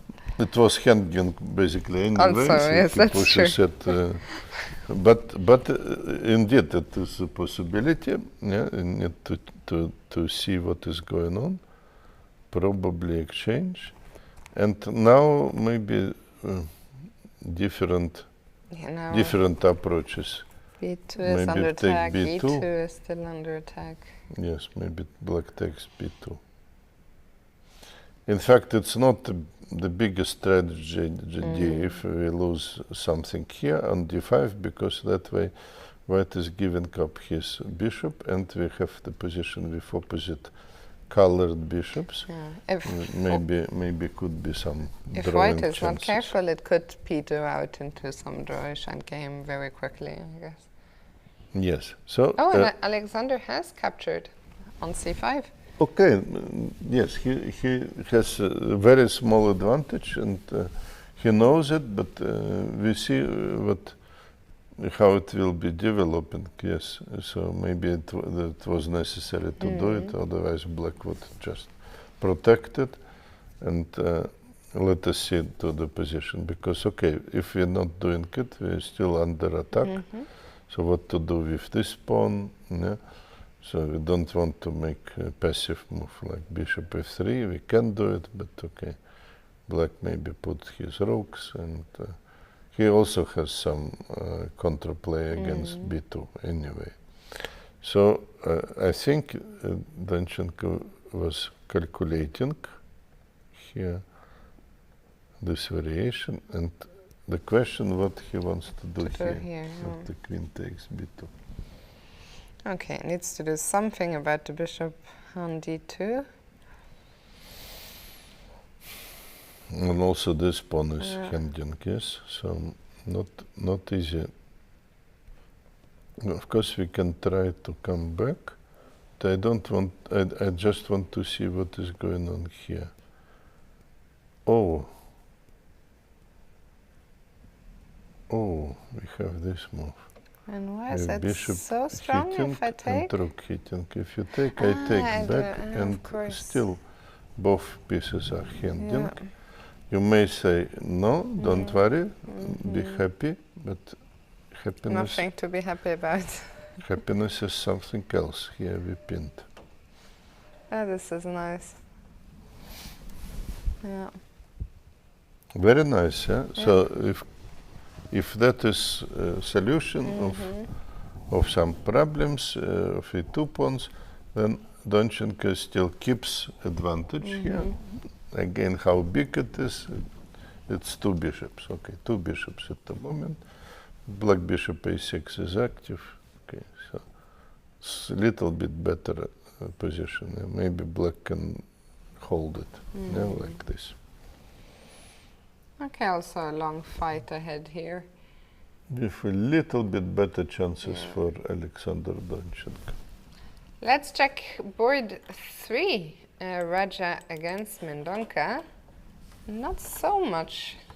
This one is developing quite slowly. Yes, but we left this position after the move G6, which was necessary move to protect pawn on H7. So what happened? White played rook f to c1. Understandably now black protects the pawn on g6 with king f7. Nothing special happened here. Queen e2. Black took the pawn. And another reasonable move, queen e7.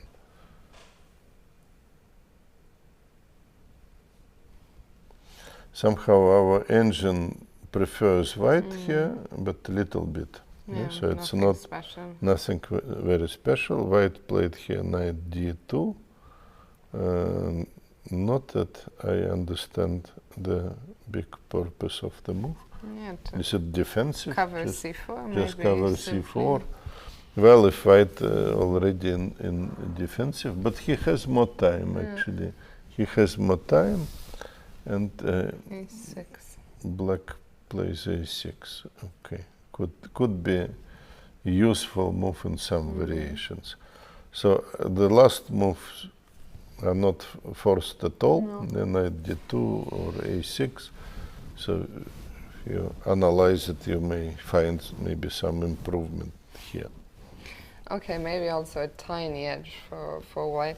I quickly wanted to look at board 4, Gleb Duden against Eltar Safarli, because we have a very interesting imbalance of bishops versus knights. So I just wanted to get your opinion on this position.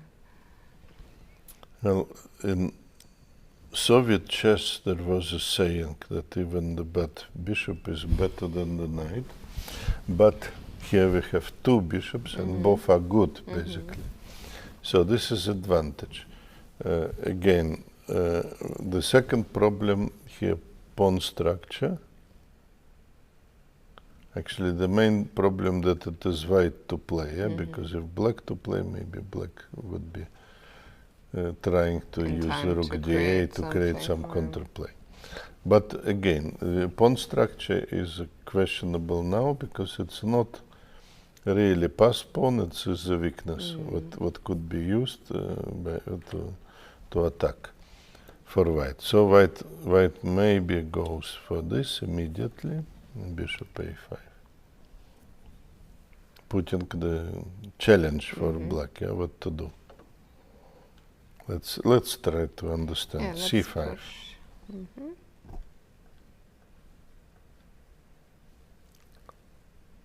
From different angles, white is hitting this the pawn. bishops are a strong k5 push.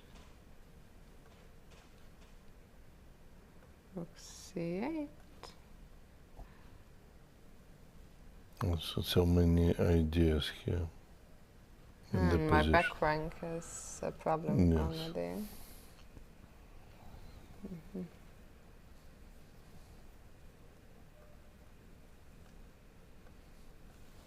Very tricky positions. With white trying maybe to get some something like this can happen. We were toying a little bit also with the help of engine, creating some plausible variation. Anyway, the character of the game that white has initiative and black has to be careful here because of the weak pawn and potentially mainly because of the weak pawn and knights potentially weaker than bishops here. No good squares yet for black knights. So looking good for Duden. Let's go back, Arthur, to the NRV Cup. We haven't been there in a while, and we will start with the game of Dinara. Yes, and it is a very important day for Dinara and for Rubin, because both are fighting for Grandmaster norm. Very nice for Dinara, who already got IM norm, very beautiful result for her. We left the position, I think, somewhere here, after bishop g4. And here Dinara played queen b3, black played queen a6. That looks very plausible. Dinara played e3, rook fd8. So slowly Dinara getting some pressure here, some pressure on the black's position. Very nicely played from Dinara. Slowly. Yes, slowly improving the position, blocking the passed pawn, having just some gradual improvement in the position, little bit better for Dinara. But one thing, I think time, she has 40 minutes. Okay, it's not a big difference, yeah. Not big, 10 minutes, yes. So it's not a huge difference, only 20 moves played. So 20 more moves. It might become a factor in an hour, something like this, an hour and a half. But True. For now, do you think she has a slight advantage? Very tiny advantage, because she managed to neutralize the activity of the black pieces, and her advantage is the better pawn structure. I have to admit, I'm more excited about the Hussein-Ruben game for the reasons, the position that we saw earlier. It looked like maybe Ruben has some chances to do something on the king side. Let's see what happened. Our move happened, what we even were suggesting, queen c8, but somehow here black did not go for sacrifice. Okay, I also cannot understand the engine. No, for understandable reasons that white defended simply. White defended. And everything. Yeah, against this sacrifice. So, okay, maybe queen c8 was not the best read. But it's also what I was saying, it's very funny that after knight h2 here, that the engine was saying the best move is queen d8. Okay, we repeated the moves once. But it was not the case in the game, because, or not immediately. It actually maybe was making sense immediately to do it. The way what Ruben played was f5.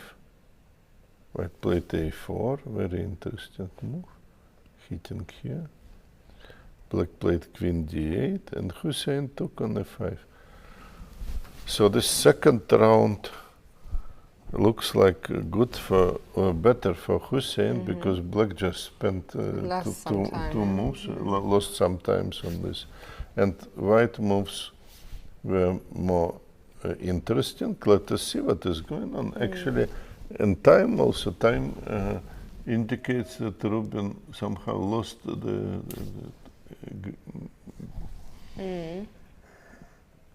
not the contact to position, but lost the control over the position. So of course, again, we shouldn't underestimate Hussein Bissou. He is very nicely developed, and is already a good player. So, in his young age, 23, 25. Yeah, very impressive. I mean, also Hussein is still fighting for. Let me see. He is still fighting for an IM norm. For that, he needs 2 out of 2. Oh. No, one and a half. Because 1.5. Oh, this I didn't realize that it is still in. Of course, it is still in range. Yes, very good, very good. So we have. Look at this position. This is actually something interesting. May happen. Not easy to assess all these things, but I think the problem of the knight, he doesn't stuck. have. He's stuck here. So that means that Ruben in this position looked very nice, but he failed to find a plan. What was better than queen c8? What was better than queen c8? Okay, there's some possibilities here with c6 hitting the white. I think the problem is sometimes you just get this tunnel vision, right? All your pieces are kind of looking at the king, at the white king, and it's easy to get carried away by wanting to bring more firepower. Yes, but also just pay attention to the move a4. It's a nice move, forcing some crisis, because black can't play a5, or he can, but basically in this case he has to pay certain price if white decides to exchange on b6. So it's not everybody's cup of tea. Yeah, for sure. So a4 was very clever move and nicely played by Hussein. Let's go somewhere else in the NRV Cup. I just saw something very exciting. Let's go to Kaitik Venkataraman against Mikhail Saltaev. We haven't seen it, but let's just see the current position. There was one very lonely looking black king. Well, some friends still there, but the problem is that look at so many pawns on the king side. Yeah? If they start rolling on you, you don't have a chance. Yeah? Yeah. You don't Only have a one chance. little black soldier on f7. Yes, he can't fight against 4. Yeah? Once against 4, it's not good. And yes, and this is means also that white has not really material advantage, because rook and 2 pawns against 2 pieces, but such a huge advantage on the king side that makes it defense almost impossible. I don't know how to block the pawns. Yeah, they are rolling on you. Very tough. This looks like 0 chance.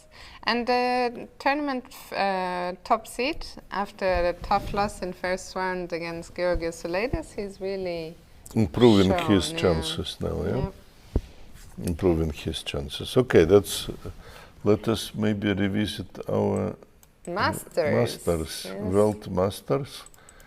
Of course, you can say World Masters, you can say World Grandmasters, or World Champions, but it's nice name too. It's nice name too. We have some development, and that I want to see. We were expecting Bishop f4 check. True, it happened. Bishop f4, King b7. Yes. White took now, and hit with Bishop g5. It was exactly what we looked at. Yeah. So we are more or less in our book. Yes, and we think it is still definitely advantage for white. So we see how Kramnik would be defending this position. He is actually on intensive considerations. Also, what I like in our broadcasting is the live cameras and a rather big picture of the players. So we can watch the emotion, even some emotions. Yes, if we, at least we see. We can even make it bigger. That's a great. Now we can catch even emotions like it. Or maybe you can print it out and make a portrait of Kramnik. And come here tomorrow to get it signed. Yes. He's been very happily signing autographs. But today the situation is very tricky. Difficult situation for him. He is in defensive. What I learned yesterday with his game against Pavel Eljanov, so I should never bet against Kramnik. But then I just don't want to bet them at all. Yeah, no, I will bet on Fabiano today. Okay, so you're breaking my rule. Eh? Fabiano is one player. I think he didn't get. We saw him be under some pressure in quite a few games, but I think when he was pressing, I can't remember here that he really... Well, he was under pressure in games against Dmitrij. In both of them. In both of them, yeah. But his game that he won against Pavel was... He was also under some pressure. He was also under the pressure, but he won. He was defending actually. In every single game he was defending in a strong way, also against Vladimir Kramnik. We haven't seen him play with an advantage almost the whole tournament actually. Well, okay, first game against Kollars, which he won. Yeah, okay. What was that? Rook ending. Yes. So, but okay, it was like maybe actually he was a little bit worse, but then he managed to consolidate the position. Well, he is one of the top players in the world in the classical for chess. For a reason, yeah. For good reasons, for very good reasons. And if you remember several years ago, this tournament in St. Louis, if you have a chance, we can ask him how he can play such a fantastic chess. He was on 7 out of 7. On fantastic level. Yes, something like this, winning everything. And that is still maybe the performance to repeat, although he also was showing a lot of good performances also in candidate tournament in Berlin, and so all sort of great games, and he improved also in rapid, improved in blitz, works very hard, very interesting personality, which is also still developing. Very nice to follow his chess career.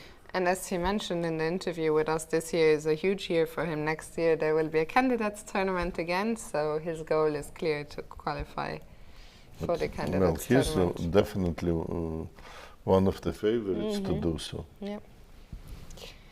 So let's see, let's check in with another player who was under pressure. That's Pavel Eljanov on the black side against Dmitrij Kollars.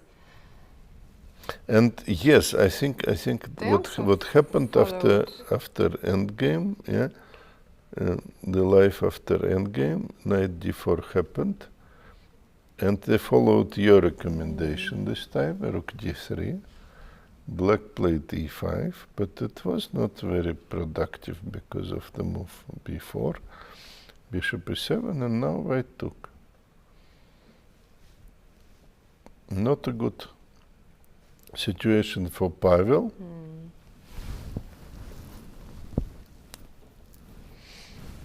Pawn is handing on h4. Yeah.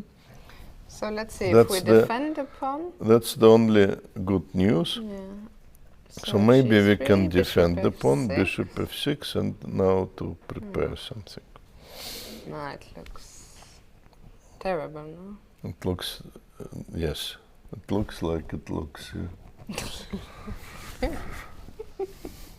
It does look like it looks. No, I mean today, and I think Dmitrij will, especially after yesterday, he will be especially careful to not miss any chances. Today is a very different position than yesterday because it's a different kind of advantage. I'm seeing Dmitrij on the way to really become, let's say, complete player. He can play against these guys. He already proved it in this tournament. Last year he proved it. And to be completely honest, I have to say that I'm surprised after the games that I'm seeing here that his classical rating is not higher. I mean, his classical rating is 26-18. Okay. He's like moving not like a rocket, but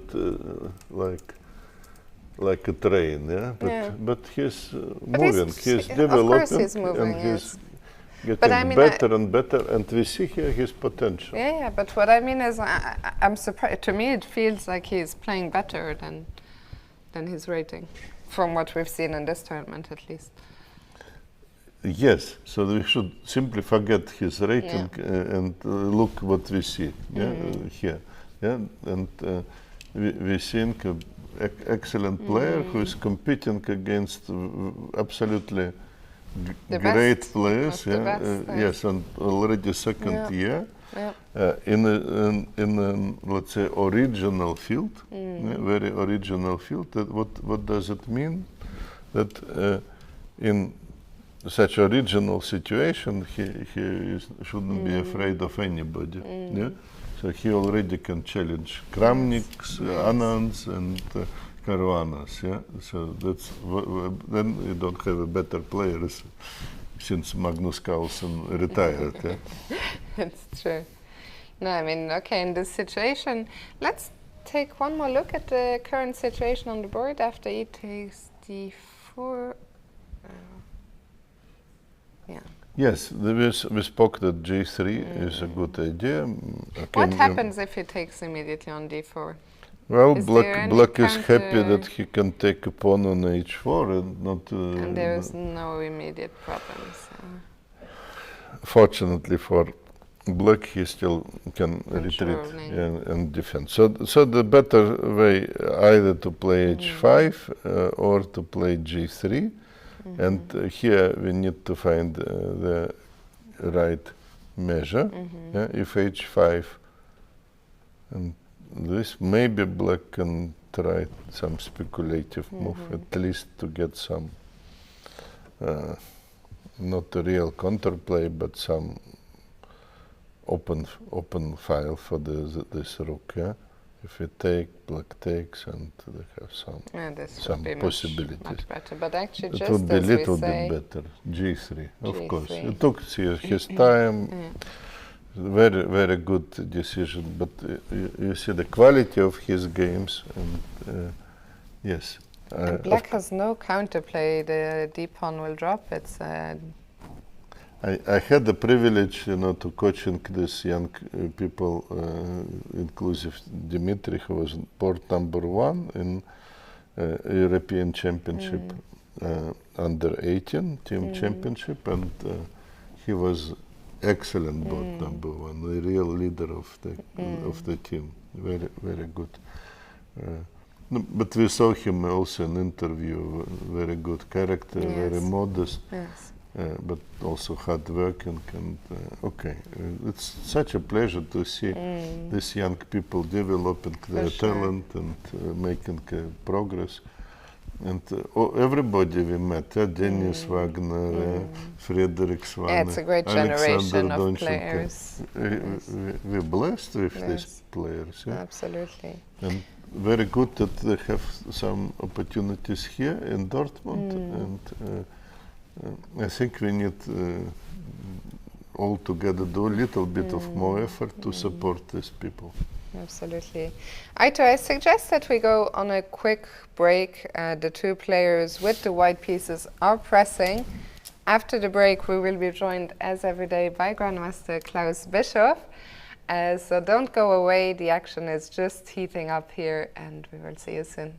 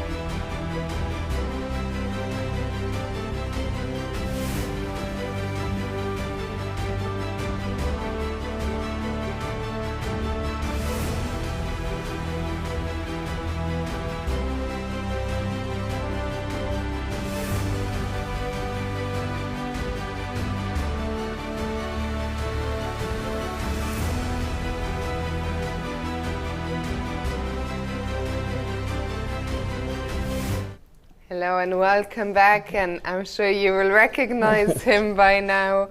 We are joined by Grandmaster Klaus Bischoff. Klaus, how is everything going today? Everything is fine as usual. Today we even had a few more spectators in the first floor, and everybody enjoys the games.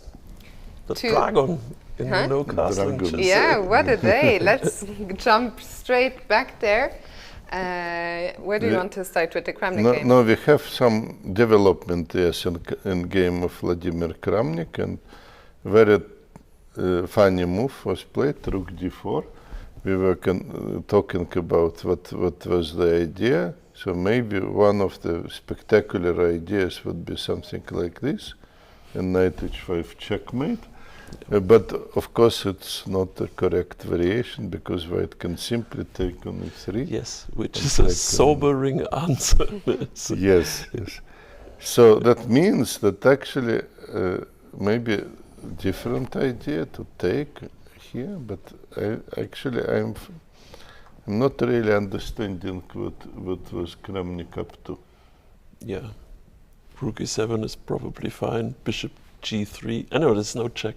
No check. Yeah, no. So I Okay, don't so know what is going on. Yeah, so back, and okay, white may even collect more material here.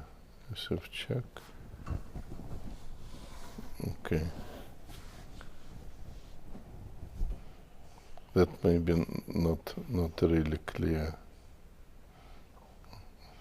No, this is not extremely clear. No.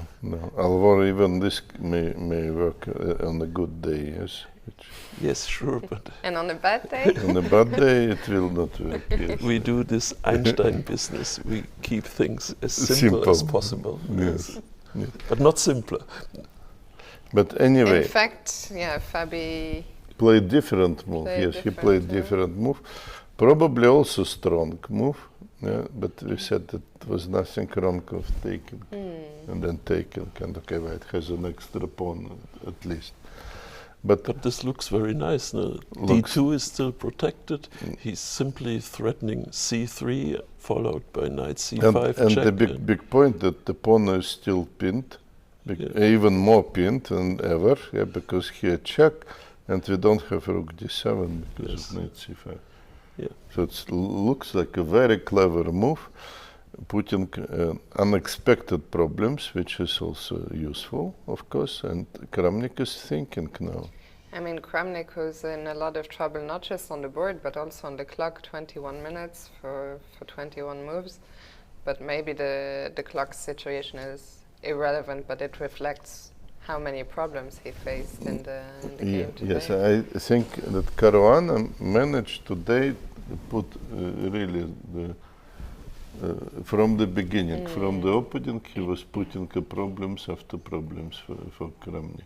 Yeah, this is true. And Kramnik had obviously prepared this kind of setup in the Dragon. Still, h4 is a brave decision. Yes. h5, there's nothing wrong with it, probably. But he got this almost like refutation, knight takes e6, e5. I don't know if it was something better than d takes e5, but the position which he got was very difficult. And there's still so many. Yeah, I was wondering, no, it makes no sense to go back to this line, if after e5, knight d7 was Let's possible. show it quickly, otherwise... Yes, that's maybe a choice, but we can revisit the position quickly, because it really seems like the main question. Yeah. So here knight d7 is only one thing we shouldn't rely is on engines, because they are not working properly. And now knight b6.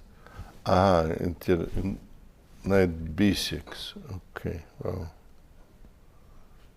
Okay, let's just, and now maybe take in a better way, yeah? And somehow take on d6.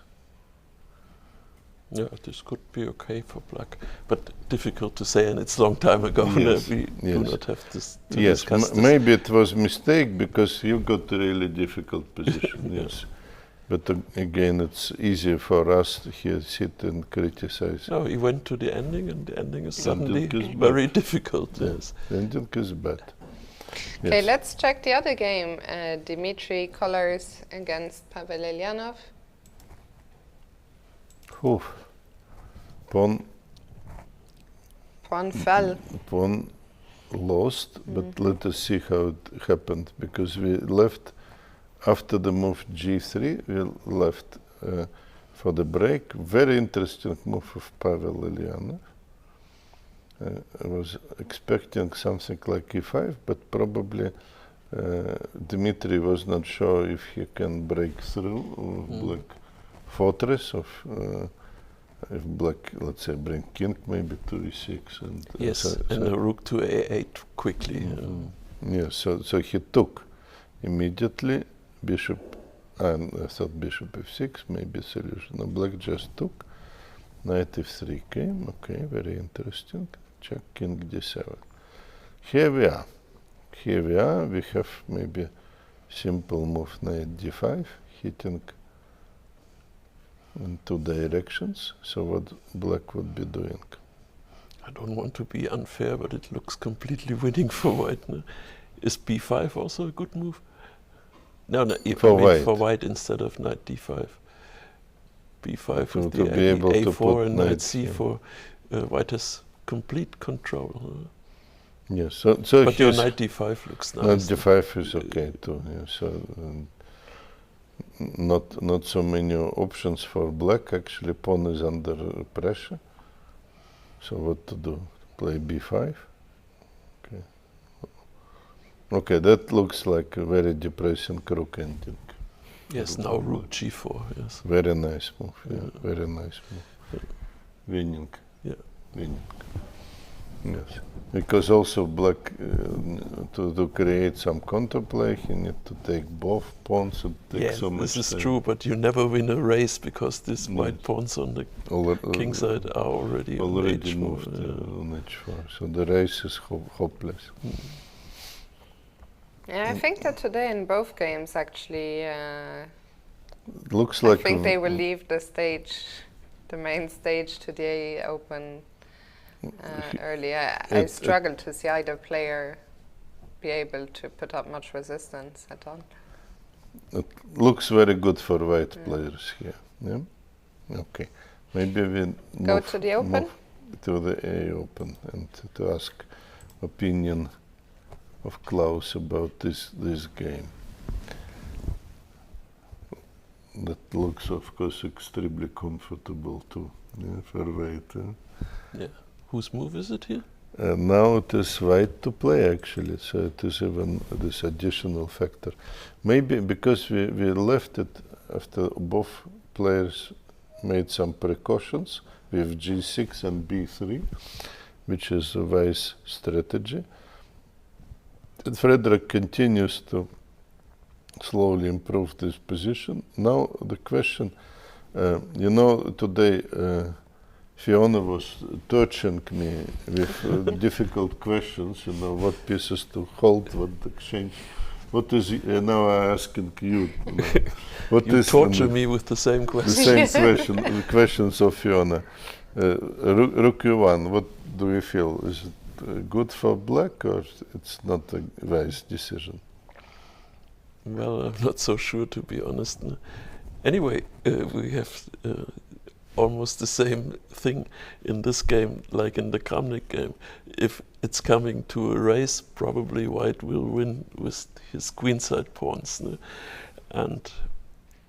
But what he did, wasn't he even allowing queen h8 check? Well, okay, honestly, I'm also skeptical about this rook e1, white to go for ending. Yeah? Even exchanging some material. So it doesn't look for me as a very good strategy. White concentrated here. Yes, and now white to play. So you mean simply continue with queen h8 here? I don't know if it's so strong, because if rook f2, he will play queen c5. Yes. Rook f2 creates the threat. Yeah? Yes, so but he moves the queen and. Yes, he has to see it and to start some counter chances. Okay, no, but it would be winning with rook on f2, of course. Yes, a tempo. That's a pity for white. That just shortly he played rook d2. If he would knew that black would allow check, he would probably. No, it's an interesting situation. He can either prepare the race even better and go for b4, but g4 is also possible.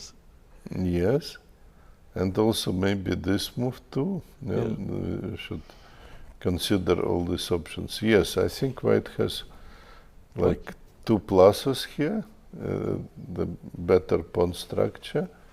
And especially, as you correctly said, it is much easier for white to win here the race by creating a passed pawn. It looks like black is trying something very unusual by bringing king in the center. Yeah, it's unpleasant, and he's also behind on the clock. Yeah, we had a couple of moves. Frederik played rook d3. Rook d3 looks okay, and black played queen a5, which. Okay, I don't know, maybe he has this idea or whatever. Could be dealt rather simple, in a simple way with this move.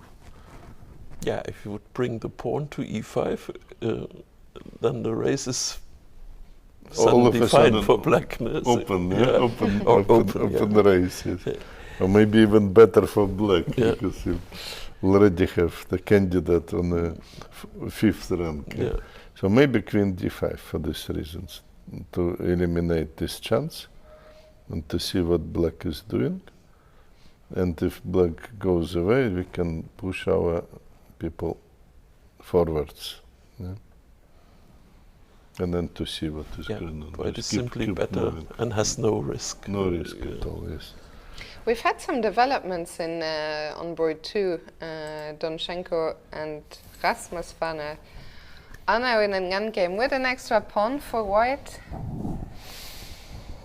Yes, extra pawn is good. So let us see how it happened, because we left it in a moment where we have equal number of pawns. Move queen c2 we more or less predicted, and we were thinking some chances because of 2 bishops. Black can't sorry, Arthur, to interrupt you. Maybe we can zoom out once. Maybe they're still there. We just saw a draw, I think just a second ago on board 3. Or maybe they already you want gone. us quickly jump to board 3? Yeah, I just wanted to see on the camera. Say one thing. Why can't black play bishop takes e2? Yeah, there is bishop b4, concrete stuff. Hitting 2 pieces. If you take, we have concrete stuff, 2 pieces under attack. If bishop d3, 2 pieces under attack, and if rook d8, we pinned. So it is kind of. I think we can stay here. I think the players are gone. We can catch up. Yeah, they made a draw. Forced? Or? Not forced, but the 2 pieces under attack. So what can be done here after bishop b4? Exchange and bishop is hindered. So you might go bishop d3 maybe, but then it is different move order maybe. Okay. Doesn't make a big difference. Doesn't make a big difference. Just getting material. So that was the point behind this queen c2 move at all. Otherwise it wouldn't be possible. So we keep working here. We just see that it was a quick draw, solid draw. So what is going on here? Black decides to exchange rooks, to read away, get away from the pin. Makes sense to me. e4 happened. Rook c2. So that's where he tries something active, because if he moves the knight, then bishop e3 is unpleasant.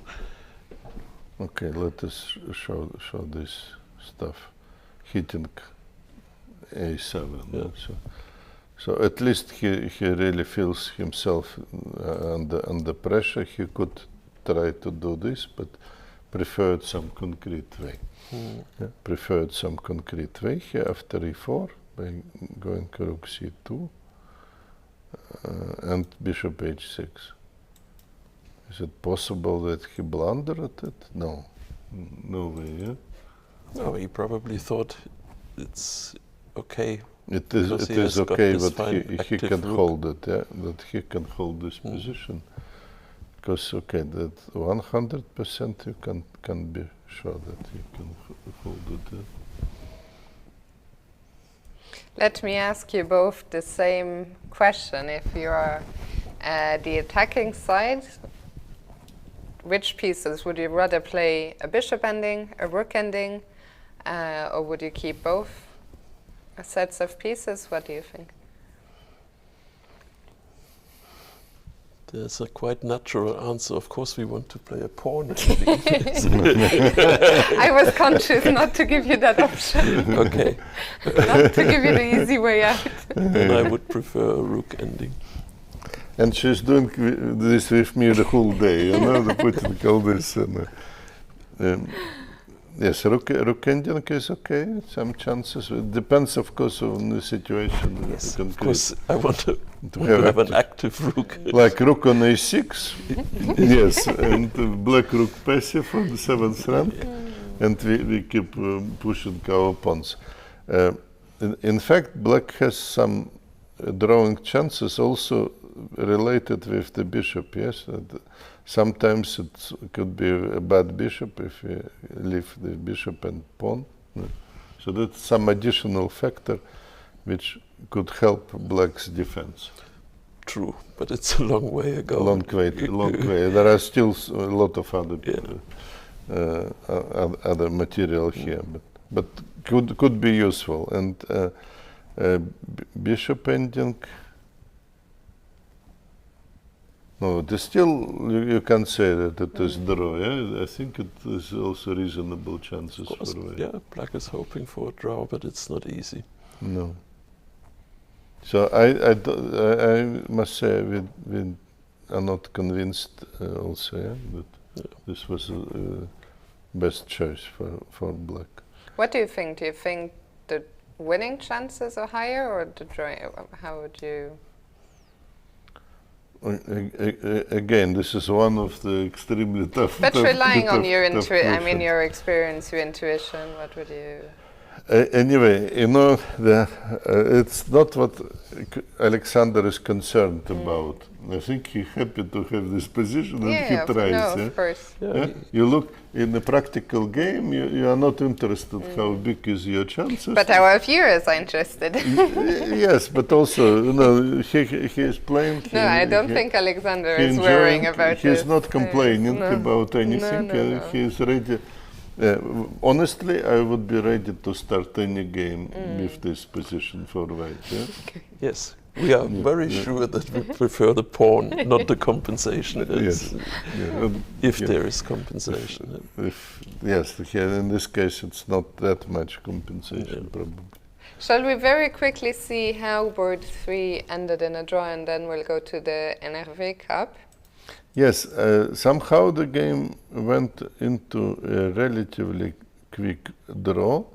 We left the position here after a little bit mysterious move knight d2, a6, and now white start some action in the center. Black took on c3 here, b takes c3, and played rook c7. Okay. Not that everything is clear, but the next move maybe was slightly too accurate, yeah, knight b3, so the possibility is to put a pressure. Because if black takes, we can take on d5. Yeah, this is even threatening d6 or knight e4 and knight c5. Yeah, many good. Black should not take this pawn. Yes, I agree with you, but that means that white has some initiative now, developing it and improving. But I think that in a way, by putting rook f to c1, white player was too much focused to the queen side. Sometimes it happens, and so he missed this opportunity to regroup and to start doing something here in the center and the king side. So he played knight b3, after which black took, and he took and offered a draw, and black has absolutely no reasons to refuse this generous offer, because maybe white pawn structure a little bit better, bishop is a little bit better, king is a little bit safer. So draw is very fine.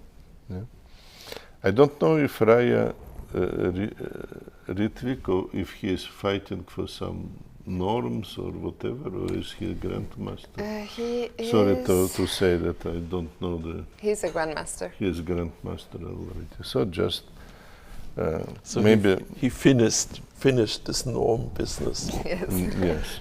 Artur, let's go immediately to Dinara Wagner, because I just realized there is some big action happening there.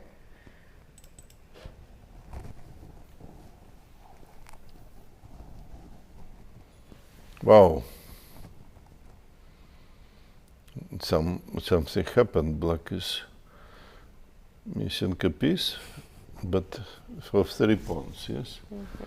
So shall we go back and see? Yes, definitely. We left it somewhere here after move queen b5. Black played bishop e6, trying to protect, and white continues in the standard so way. Now black played probably queen b8. You already see what is position. Bishop g2. The old guys are careful. Queen e2 would have been a way to prevent the sacrifice. Not that it is a nice move, but preventing sacrifice. Yes. But probably Dinara chooses another good way. Black sacrifices and goes queen e2 now. Okay, somehow understandable.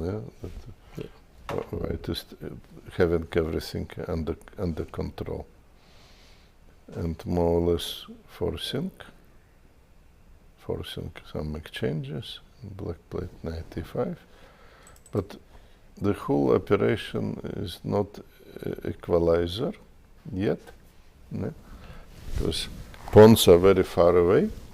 So far they are not playing any role, and white knights are here. So some ending with reasonable chances for white. Actually, knight a5 is hand. The pawn is handing also. So let us see these moves. White took king g3. Black took now on c1, because otherwise you may lose simply the pawn on a5. Okay, what is going on? And Dinara is thinking how to recapture. Okay, let's do it this way, because then we may pick up b7, b6.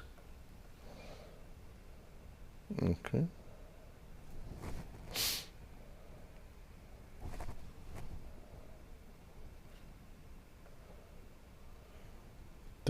Tricky situation.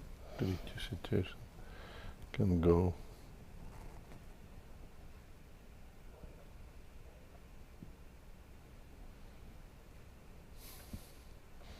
Okay, some position like this looks good. Looks much better for white, yes. Again, because like 3 pawns basically should be equal to the knight, but pawns are dangerous if they start moving, and if they are still on this position, and here white has activity, white starts attacking, and it's actually also a dangerous situation, because white attacking forces is still very, very serious. It could be like checkmating attack. very easy. Somewhere on the horizon. But now we've seen Dinara's game. We should look then at the game of Ruben Kölner, because yes, for sure. Something is happening there too. Yes. Let's see. And they're fighting. And we had positions somewhere here where it all looked very nice for white. Okay, here he had an alternative to force some simplification of the position. Not easy operation, but okay. He played knight e4, black goes queen h4, and white played queen g4. So it is a little bit more, let's say, accurate defending than trying to beat the opponent. So black brought his last reserve in the game. White brought his last reserve in defense. So here, no, I was saying about last reserve, but this is ultimate. This is the real last one. Yeah? Is coming, so we need to take. Knight takes h4. So black is attacking with everything what he has, and now white took on f4, rook f4, and protects f2. So white was now in defense. So far successful defending his king side. So this is true, but black has survived this a4, a5 business, which looked very dangerous. Which was actually dangerous in many lines. Yes, and now he's in defense, because actually pawn is hanging a little bit. So a5 would be very clever if he could be introduced. Yes. Okay. So nothing dramatic yet. So it looks like white is protecting. No, I just asked you to look for this game because the situation is the following one. If Dinara wins and if Ruben wins, they have to play each other tomorrow, and then one will score a norm for sure. Is a draw is good enough for Grandmaster norm, but Kölner has to win. So this means we will get two norms are not possible. Yeah, but one is guaranteed. That's what I got lecture from Fiona a little bit earlier. Not a lecture. On all these mathematical no, but it's funny, right? subtleties. It's funny that we cannot get two, but we are guaranteed one. Yes, was explaining this. But no, of course, it's important background.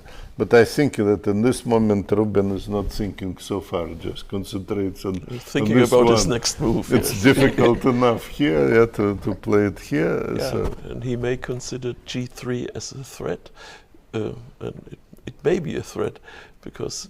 True, so you need to do something about it. Yeah, no, you do not win material. Black has still knight f3 check. But then you end up with the bishop against this e4 knight, and also this g5 weakness is not too pleasant. So let us try to understand what is going on here. In case of g3, we should play Jana Schneider. Yeah, we should play Jana Schneider here and take on f2. Take on g3. But it seems like a much better version than Jana Schneider. It may be even stronger. Yeah, it was too greedy. Too greedy to win material immediately. But you are right, because much more threats. So knight f5 is a legal move. g3 is impossible. So very good. So that's a good start. Yes. Because he was a little bit lost on h4, because we are not going to checkmate anymore. Still, this knight on e4 is something. Great piece. If you somehow can touch it, we can get a good position. But how to come to exchange? Yeah? Not very clear. Maybe, I don't know if this idea is possible somehow, in some position, just to jump to g3. That would be a good chance, knight f5 was just... Or maybe just to play h4 and then knight g3. That's how we can do it. This is true, but h4 still looks wrong. It looks wrong. If it's not winning immediately. But we have to do something about this g3 possibilities on the long term, because okay. Yeah, but no, knight f5 is really a clever move. Black may even be able to play bishop e3 next. It's actually, it was played, so Rubin agrees with us. Sees that, okay, g3 is impossible, and now Hussein is thinking 15 minutes in such a situation for 16 moves or for 17 moves. Okay, it's a little bit of time trouble, but you get always this 30 seconds, so it's not that severe. True. Well, Klaus, I think we are going to let you off the hook here because your fans are waiting for you again. This is perfectly fine. And still, white has to be careful. Bishop e3, maybe something. And then because my reflexes very told tricky. me he should play rook e1, e2, but then I discovered this bishop e3, and who knows? Okay. Very tricky. Well, Klaus, it's been a pleasure. Hopefully tomorrow, the last time, we will go on a very quick 2-minute break, just fixing everything here, and we'll be right back. Thank you, Klaus.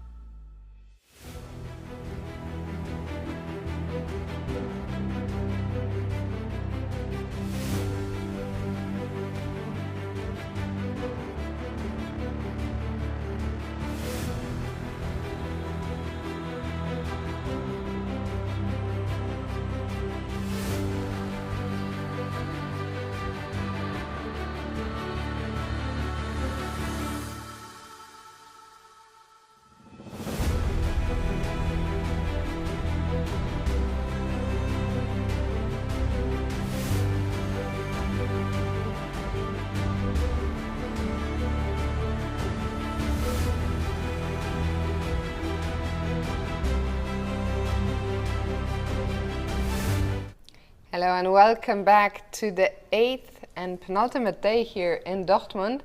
As you can see on the stage, 4 of the 5 games are still going. We saw a draw on board 3 of the A Open, but we're gonna jump straight back into the main action of the NC World Masters, where it looks like Caruana has a huge edge against Kramnik. Yes, we left in the moment where Caruana made this move knight a4. Very difficult move to cope with, because some position knight c5 is coming.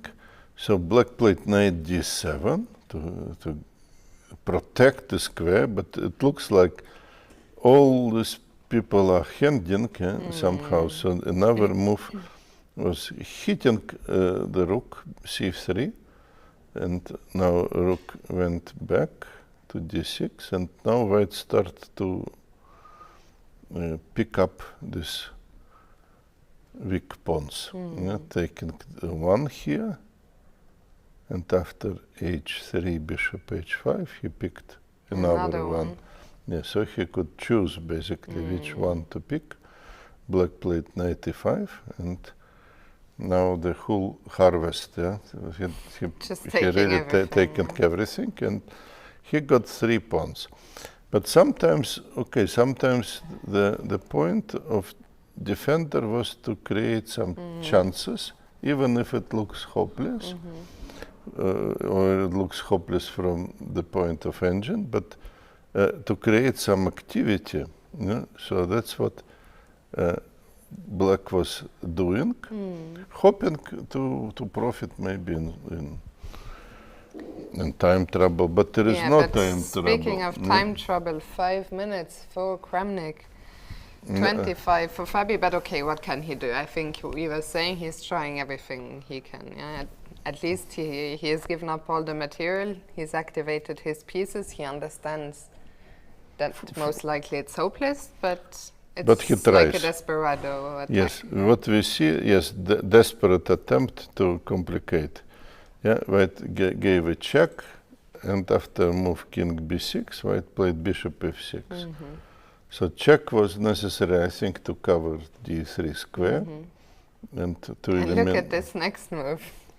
Next move of Kramnik, of course, very another desperado into the white position. Yes, okay, what can be done, let's say. But here at least, if you take, black maybe wants to take on c5, but it's still, of course, lost position.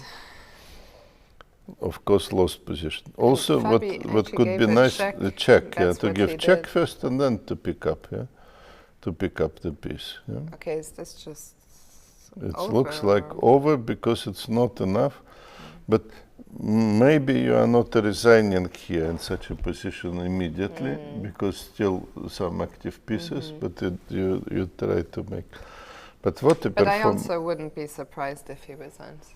Also possible, of course, because there is no real compensation. Is something like only one check is coming, not more. The king is really. We can look at some logical moves. Let's say, let's take a pawn, and then slowly the initiative would evaporate. Even if I don't want to allow any check, and I even just play bishop f2. Some way here. Yes, there are so many ways for white to win here. So Caruana is winning. No time also for Kramnik. Extremely powerful play today of Fabiano. We warned that he would be extremely high motivated, because of the first round game, which he lost against Kramnik. So now he wants to make a statement. And he is certainly making a statement. I mean, today's game was absolutely one-way traffic. We see Kramnik just step to a5 and Fabiano without hesitation just capturing on f3. So here we are. King a5, pawn takes f3. And bishop takes. So again, move king f5 absolutely doesn't mean anything because we are not really creating a checkmating threat. It's maybe impossible. white can create some checkmating. Maybe white can create checkmating threat. So this is an option. So you can, for example, try to do something with c4 and creating this threat. Yeah? So let us see what. I mean, the sad thing for black is really there are almost no tricks at all. Yeah? Just a few tricks, but that I like actually. c4, bishop c3, because we brought bishop to protect the rook. And yes, what black is really missing is maybe two moves he's missing. He misses this bishop coming maybe to g3, then it would be already totally different story. Yeah? Of course, yes. What did Fabi do actually? He went for h4, so he's looking to shut out the bishop on h6, I guess. I think the idea is if bishop f4, he wants to exchange the bishop. And I think once one pair of bishop disappears, then the game would be finished, clearly. I think we can maybe stay here, because I think this game will end. I mean finish soon, yeah? Very soon, yes. Something like bishop g4. Let me try my move bishop g5. It's still excellent situation because white can give up one pawn. But yes, you are right. Very good idea to just to eliminate one bishop. He's gonna manage to do it by force, no? I don't even see how Kramnik can. It looks like very clear concept. Yeah, bishop g5 kills the position. I think that Kramnik is going to look for the last chance here.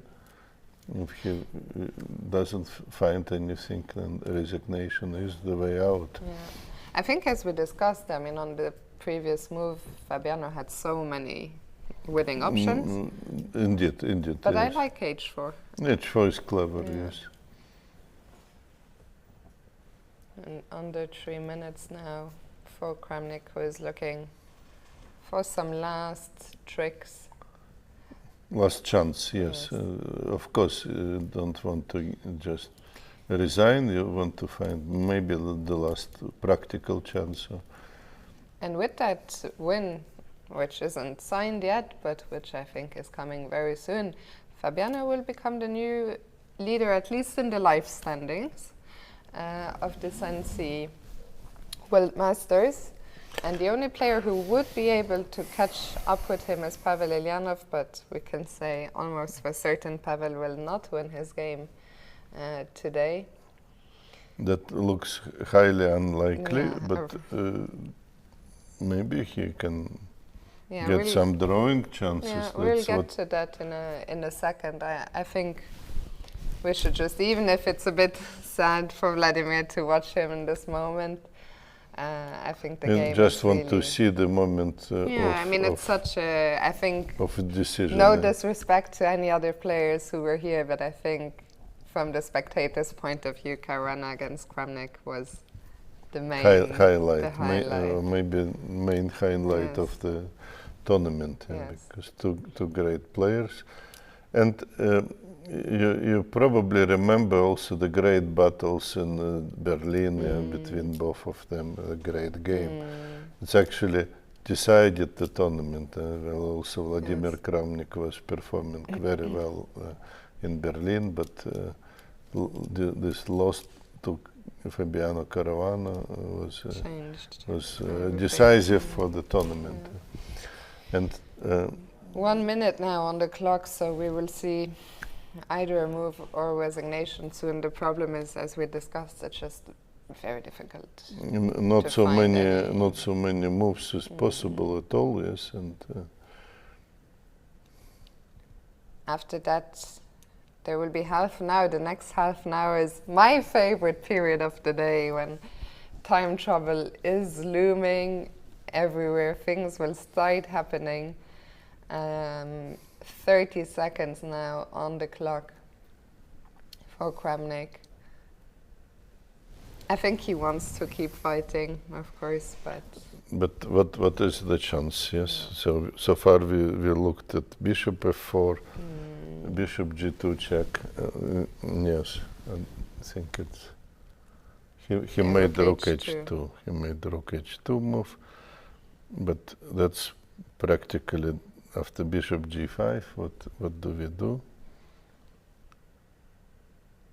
Actually, I'm also wondering, can we go back one move? We cannot checkmate the black king after bishop d8. No, I don't think so, because it looks kind of close. It looks like close to checkmate, yeah, but not close, but no cigar. Yeah? It's still not a checkmate. Yes, but bishop g5, I would say, would follow. Bishop g5. Okay, you may go to f8. May go to f8, but then white can also regroup his pieces. What you're going to do here with so few material? Okay, I think what we... Oh, he made a move already. Oh, he gave a check on d8, so let's see. Okay, check on d8 doesn't change much in the position. No. And just... Okay, I'm sorry, rook h2. Sorry, just rook h2, bishop d8. King b5. So you're still looking for checkmate, but you don't need to do it. You can do it, maybe. Okay, let's try. It is distraction, actually. C4? You're looking to too many advantages. Yeah, you have time, you have material. Now you want to give checkmate. Yeah. I don't have many moves. And actually, what did Fabi do? c4, king b4, bishop e7, king a5. Okay, he was chasing the king. Yes. Maybe now a3, that's what you were saying, yeah? Threatening. Yeah, now I'm getting close. Check, king and knight c5, yeah? a3 now.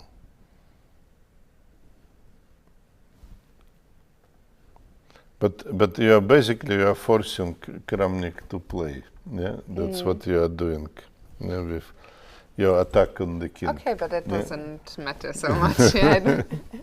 If I can if you wouldn't be attacking, he could resign and just you're making a good point. Keep the face, but you don't want to be checkmated, so he continues to play. Yeah, I mean, only moves. Stop attacking him. Let him. Just trade some pieces. Okay, what do you think he will do now after? It looks like only move, because the threat is bishop d8 and knight c5, so you don't have too many moves. You probably go king a6. No? King a6. Mate. No checkmate, no. But you have many other possibilities, of course. Okay, I think what we should do, maybe we can check the endgame of Dmitrij and Pavel. You can let this position stay. My position. So we will stay here with the camera. Okay, and we will stay on this board. Let's see. And let's take a quick look at the end game. First of all, what happened here? So the top board will stay on Caruana Kramnik, and we'll just on Aryan's board. Yes, instead of our suggestion knight d5, he played knight g4, which probably less accurate. And here, that's how we went to exchange of the pieces. Black was forced to exchange the bishop. But that's not the worst case scenario, because still some chances here. Yeah, the black king is active, but h5. Still some, chances are not very big, because again, white is far, white can push also, and then later go for this, and the damage structure is not good, because we need to pick up like 2 pawns and to do something. So very good chances for Dmitrij here. As a matter of fact, king a6 was played. It was like the only move. And now you will keep attacking, or you make a move that let maybe bishop d1, maybe to simplify the position and to yeah, let's go back actually, because also the endgame, so we'll just go back to Fabi and Kramnik, because in the endgame they also are one move away from reaching the time control. Yes, okay, I was suggesting bishop d1, but there is definitely some other possibilities, including bishop g5. He played bishop g5. Yes, that's what planned. Okay. I think basically as soon as one more pair of pieces comes off the board, that will be it now. Okay, bishop g7 maybe to keep moved now, but then what to do here? What to do with this bishop? Okay, bishop g4. Bishop g4. Okay, then white starts maybe pushing, selecting. This looks like absolute hopeless position. Okay, but maybe we stay like this, like we did. Your position would be looking at, and we come back to Pavel Eljanov's position, which we need maybe to analyze more carefully. The problem is that white can improve it or keep improving his position by maybe putting rook on f3, king on g4, and then start pushing everything here forwards. So I'm a little bit pessimistic here that Pavel can do much. I mean, both he games. had this opportunity to hit, but pawn down. I think both games today were incredibly strongly played by Fabiano Caruana and Dmitrij Kollars. That is true. Absolutely right. So black played rook f6, so that's actually, I wonder if it helps white maybe a little bit. But the situation was anyway very, very, very bad. We can go rook c7, but also pushing the pawns is good. I'm just trying So to see. do we have something? Fabiano actually just immediately pushed the After e-pawn. bishop f8, it was a different move played. So why not to push? The most important thing that we don't let bishop, second bishop, and it's only two pieces cannot do much. Yeah, and the knight on the rim on a4 is doing a great job covering c5 to not allow the bishop into the most active square. Under 1 minute for Vladimir. I suggest that we stay here until the end. Either the end of the game or at least the end of the time control, which comes 3 moves, 4 moves from now for Vladimir. And is the time? Yeah, the time. In fact, he has even less time, only 20 seconds. And he played some move c5. Okay, it's practically doesn't matter. Can we just push? He can push. I think he sees some trick, but which trick he sees? What is your trick? Bishop d6? So let me try, Bishop d6, and if you go e7, you can get bishop g3. That may be a trick. At least you have a threat. And you get a checkmate threat all of a sudden. But probably even this is not helpful. But what did Fabi do? He didn't push? No, why should he push too early? He played simply probably rook e3. I don't see it. Yeah, rook e3. You're right. Rook e3. Bishop went to c6. c6. And now e6 would be proper course of action. Yeah, that's what's happening. Black probably go bishop d6, e7, and what? And that's what it. now? That really is it now. What did he do?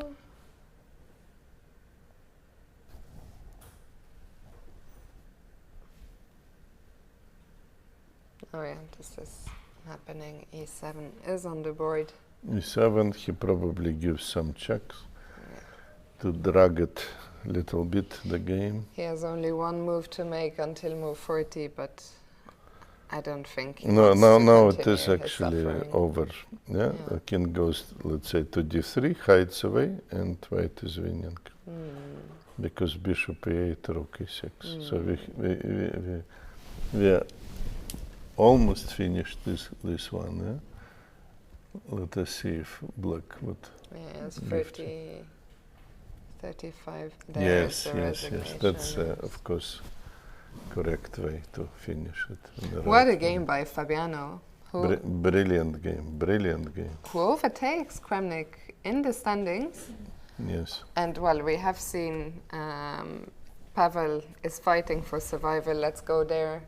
Now he will, unless something incredibly dramatic happens, he will not win this game today, which means that Fabi will enter tomorrow's last round as the sole leader, most likely. Because Dmitrij was half a point. Yes. If Dmitrij wins, yes. Yes. No, but theoretically, if Pavel somehow wins this game, which we don't see, then he would be tying the place. That's what I said. Like, I mean, but that's it's not. impossible. Looks like impossible. Actually, you know what I do?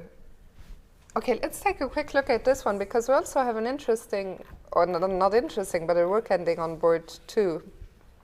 We will come also Let's to check this. this one first. Yes. We will come to all these rook endings. So what about the move like rook c6? Yes, first. Oh, actually, Pavel resigned. Oh, really? No more need to look at this. Let's zoom in to get confirmation, but I think the game is over. Yes. Okay. Okay, so that's it for today's NC World Masters.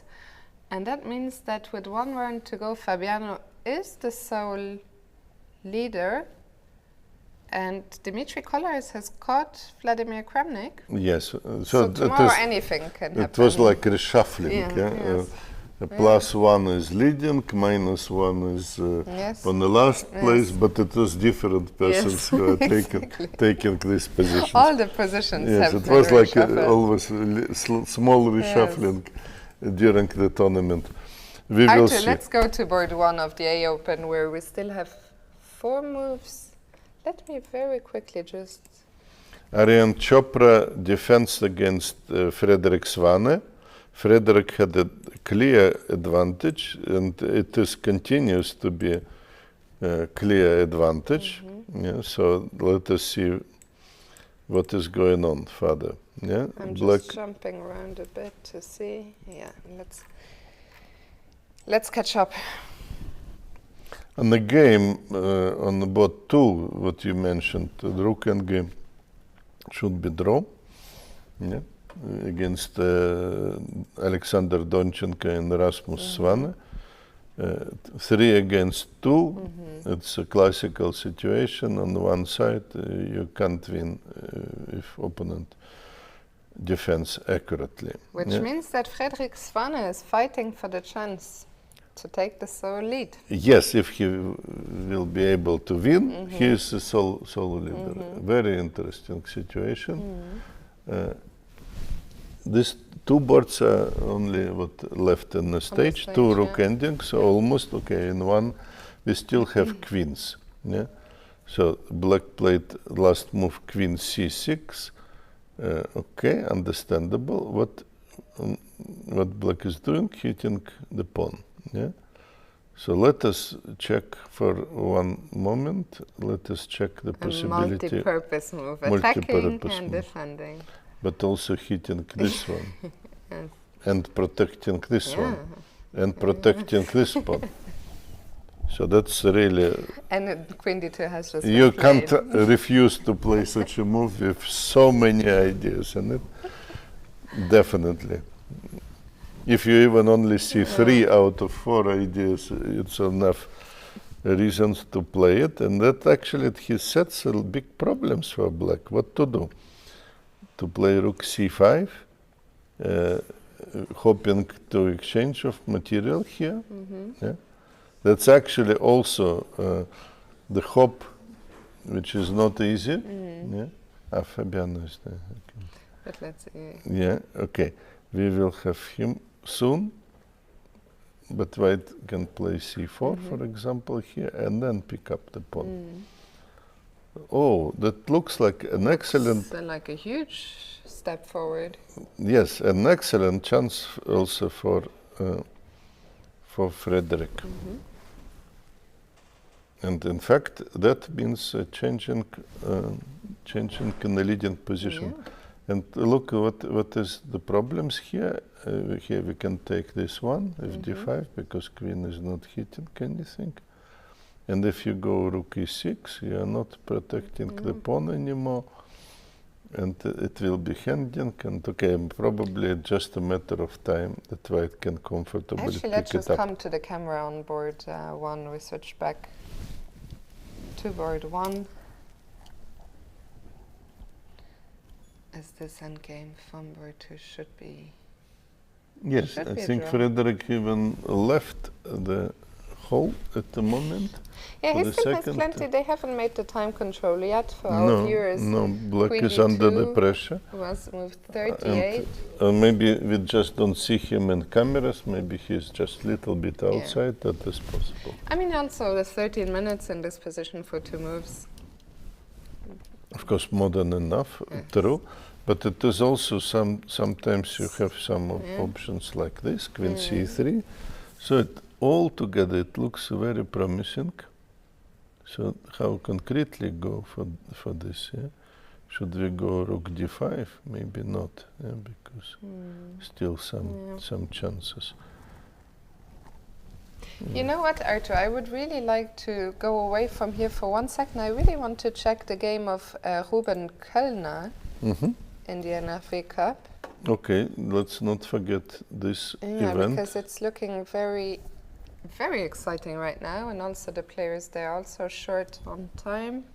Well, actually maybe not so exciting anymore, because something just happened here. No, he just wins. He just resigned. Yes, he wins, yeah. Yeah, the game just... Oh, did it end? I think it ended, yeah. Yes, he won the game. And that's a huge win for Ruben Kölner. Very, very important. Look what happened, yeah. We left it, maybe we left it after knight f5, and it was not so bad. Knight f1, h4, I mentioned this possibility to go to g3, but not what happened. What happened is another move, knight e3. Well, that's what Klaus was saying, yes, about these possibilities to pick, but this knight f3 even better, because here knight on f1 was handing and black starts attack, and this is some big threats. This is a big threat of checkmating on the first row. White became very nervous here and start losing material. Here, and the game was over here. Lost in this rally. He lost 2 pawns, and of course not very interesting game with 2 pawns down.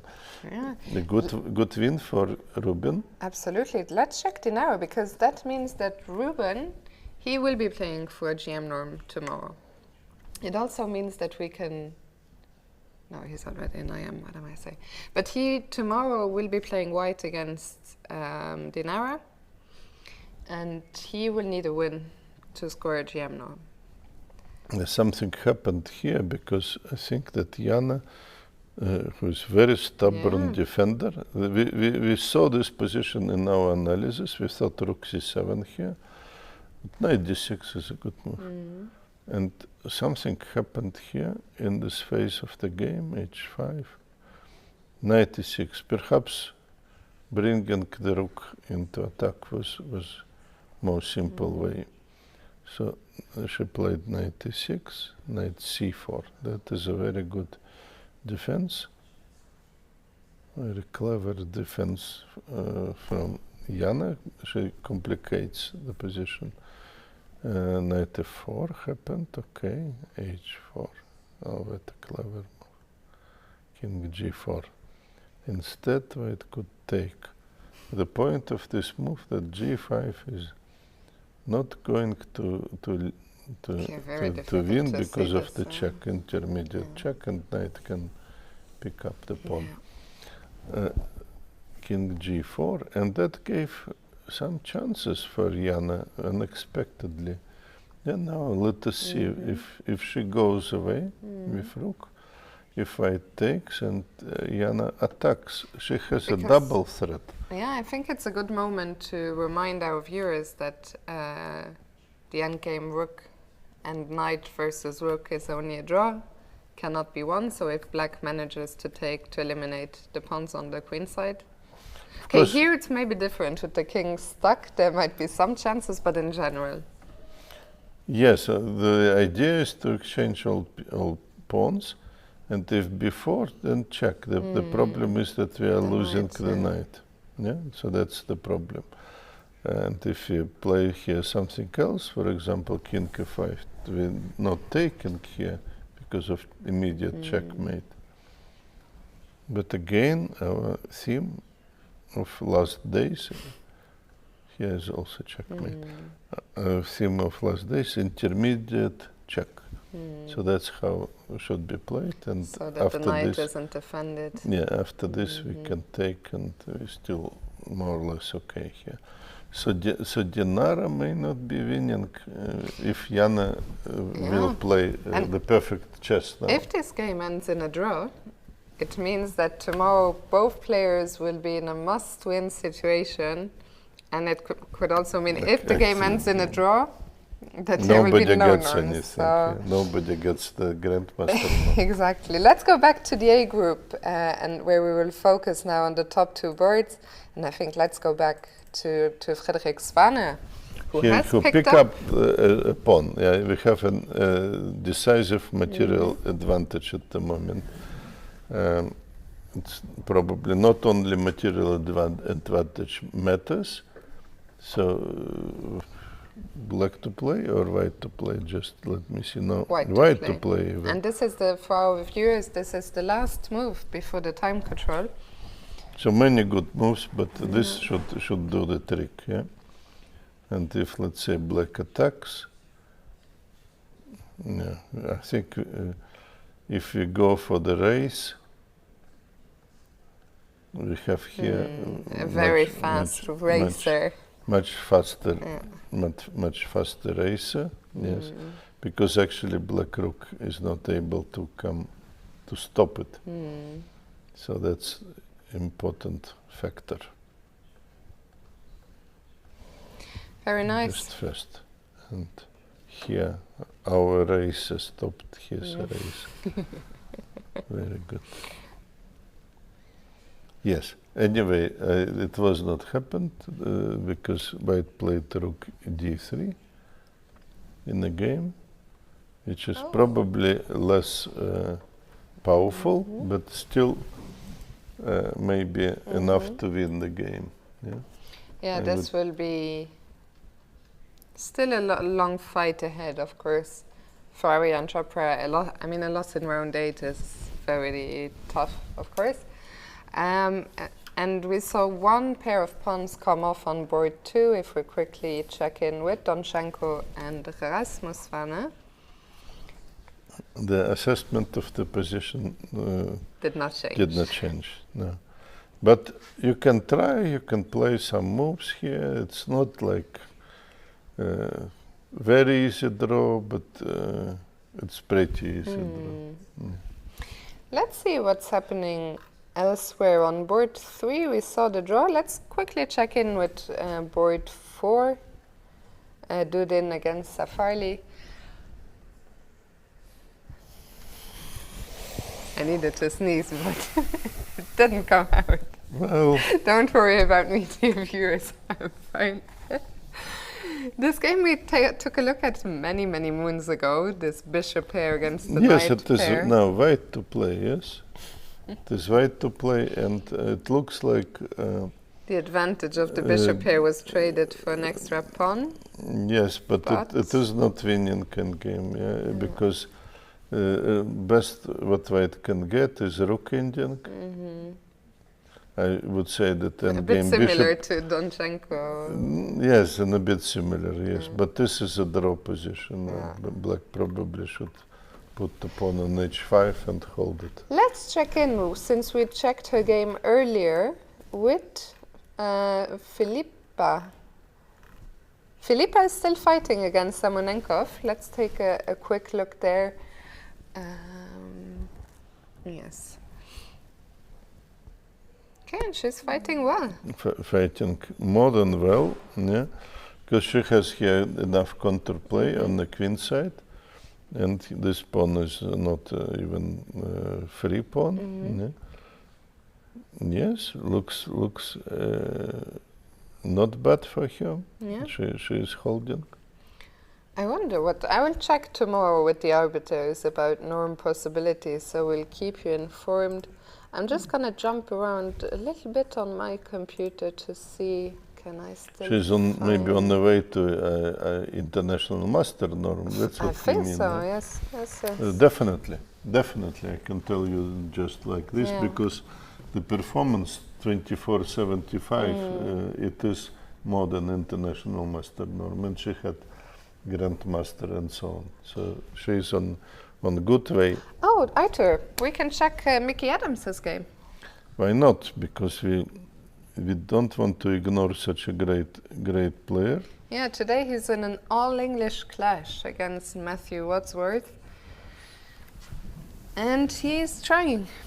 He's trying, he's better, but it is still early to say if he will be able to succeed. Now the question to you, you were touching me. Should Black exchange knights or should he keep the knights? What do you think?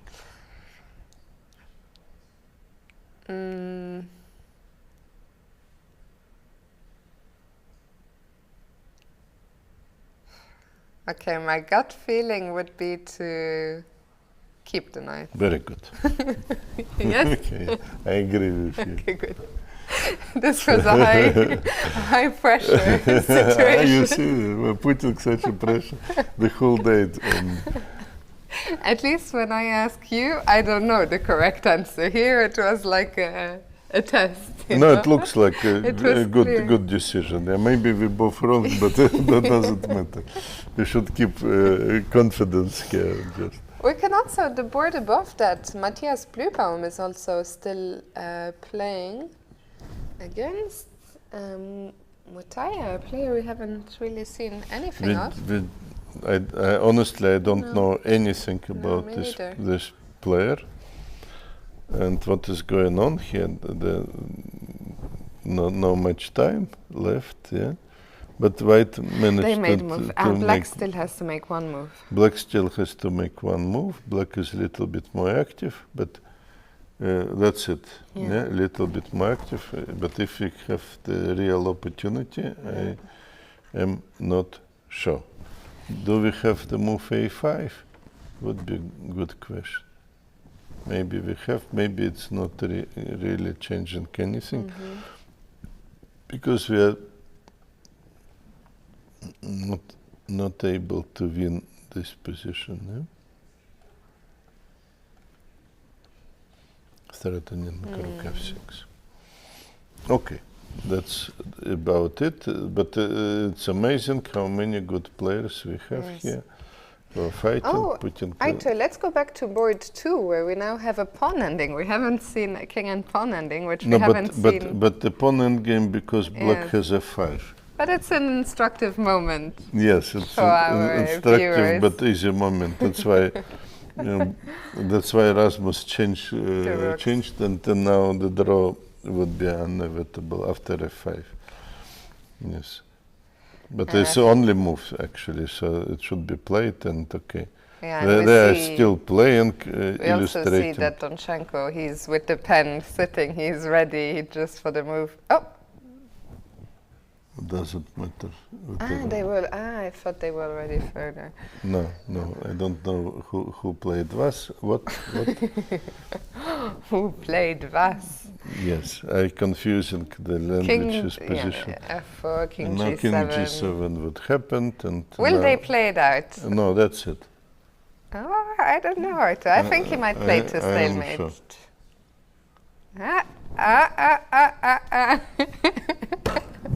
They are teasing us. I think you have to. I think it will go to stalemate. No, that's not good. Of course they will. No, I think it's not so bad actually, because for viewers at home, like I've seen it many times before. I don't think it's a bad sign. They are not wasting any time. They're just going to the stalemate. But I think I've seen it many times before. Maybe our viewers can tell us what do they think, but at least they understand why it's a draw. Huh? I do. I know you are not convinced. Yes, I'm convinced that it is draw, but I don't think it was necessary to show it to our audience. Yes. I don't know. Let them decide. What does our audience think? If they are happy. Are you happy to see the stalemate played out? Or maybe they were not able to see because your board was freezing and. It's true, actually. Yes, so that was how the game finished. I put it on my board. My board finished where, according to you, according to my was prediction, enough. was enough. Enough is enough. The computer refused to transmit, to continue this nonsense. Yes. But enough. I think maybe that means that it's time for us to take a quick break. After that, we will see. Will we have a guest? Or not, I hope or so. Or we will return to Frederik and to see how he converts this advantage. It's actually something happened with exchange of the queens. Okay, he still need to show... Still some work. Still some work in the sense that black may start pushing here quickly on the king side, hoping to get a little bit of counterplay. We will see. We will see indeed. We see Alexander and Rasmus just leaving the stage there, leaving the two gladiators on board one on their own. We're going to take a quick break and we'll be back soon with the finish of this board one clash.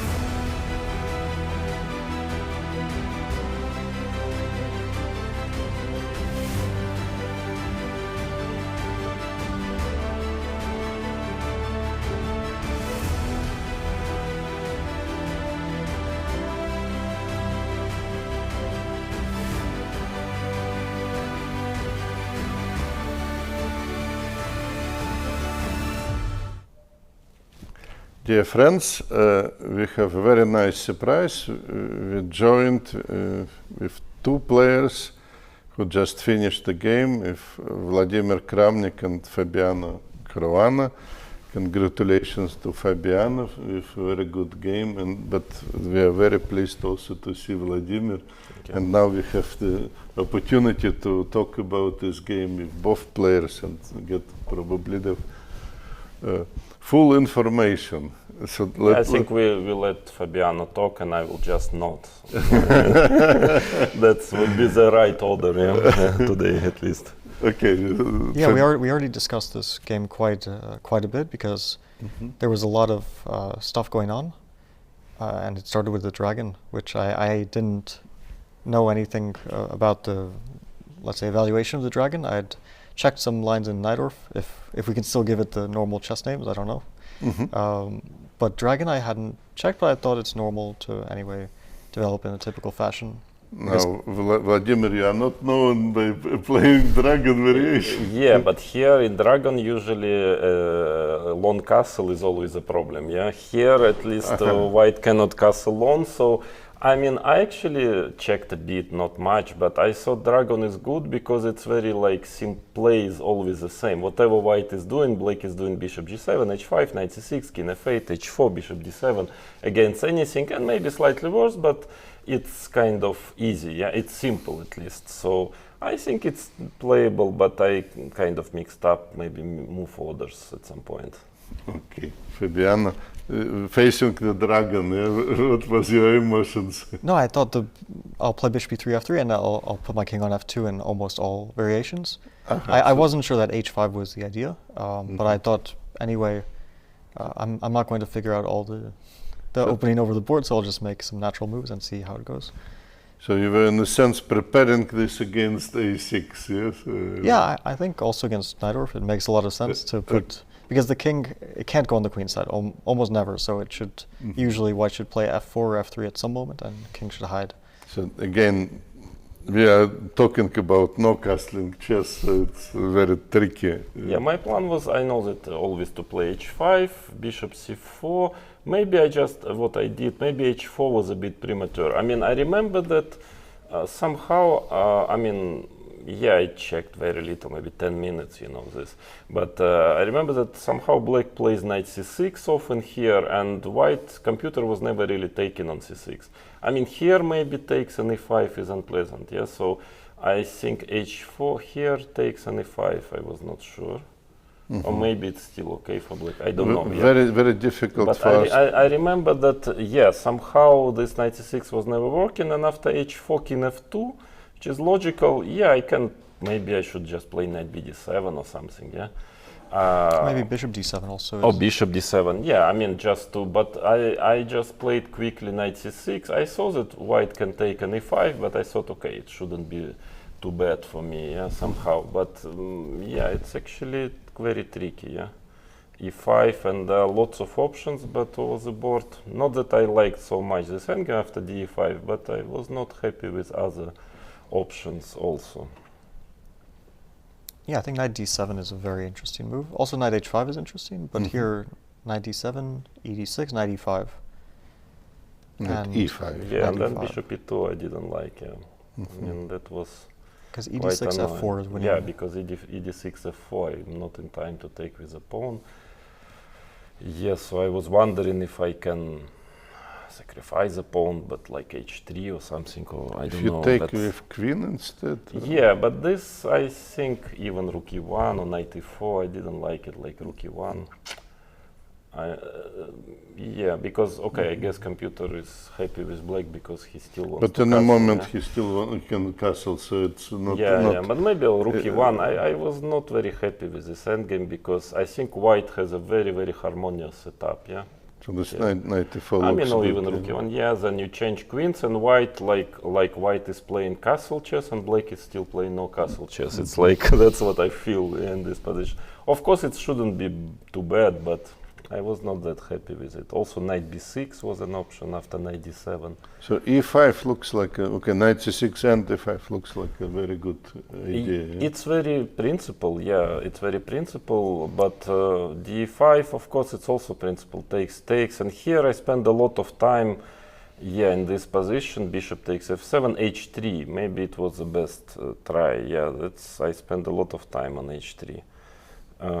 Computer doesn't like not it, impressed too much, not but impressed. How but does he play? makes sense. He makes some Rook absolutely g1. absolutely No. Rook crazy g1 was one of the options I was considering. Rook g1. Probably hitting then, g6. Then I wanted like king c7 maybe.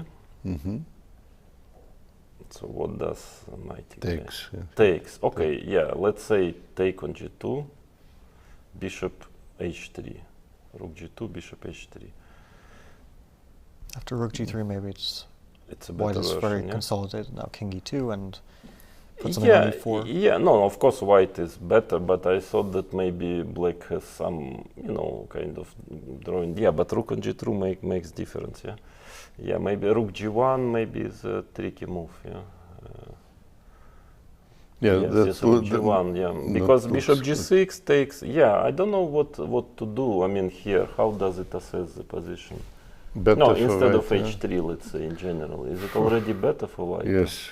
He's gives some not rather that much, not that much, but no.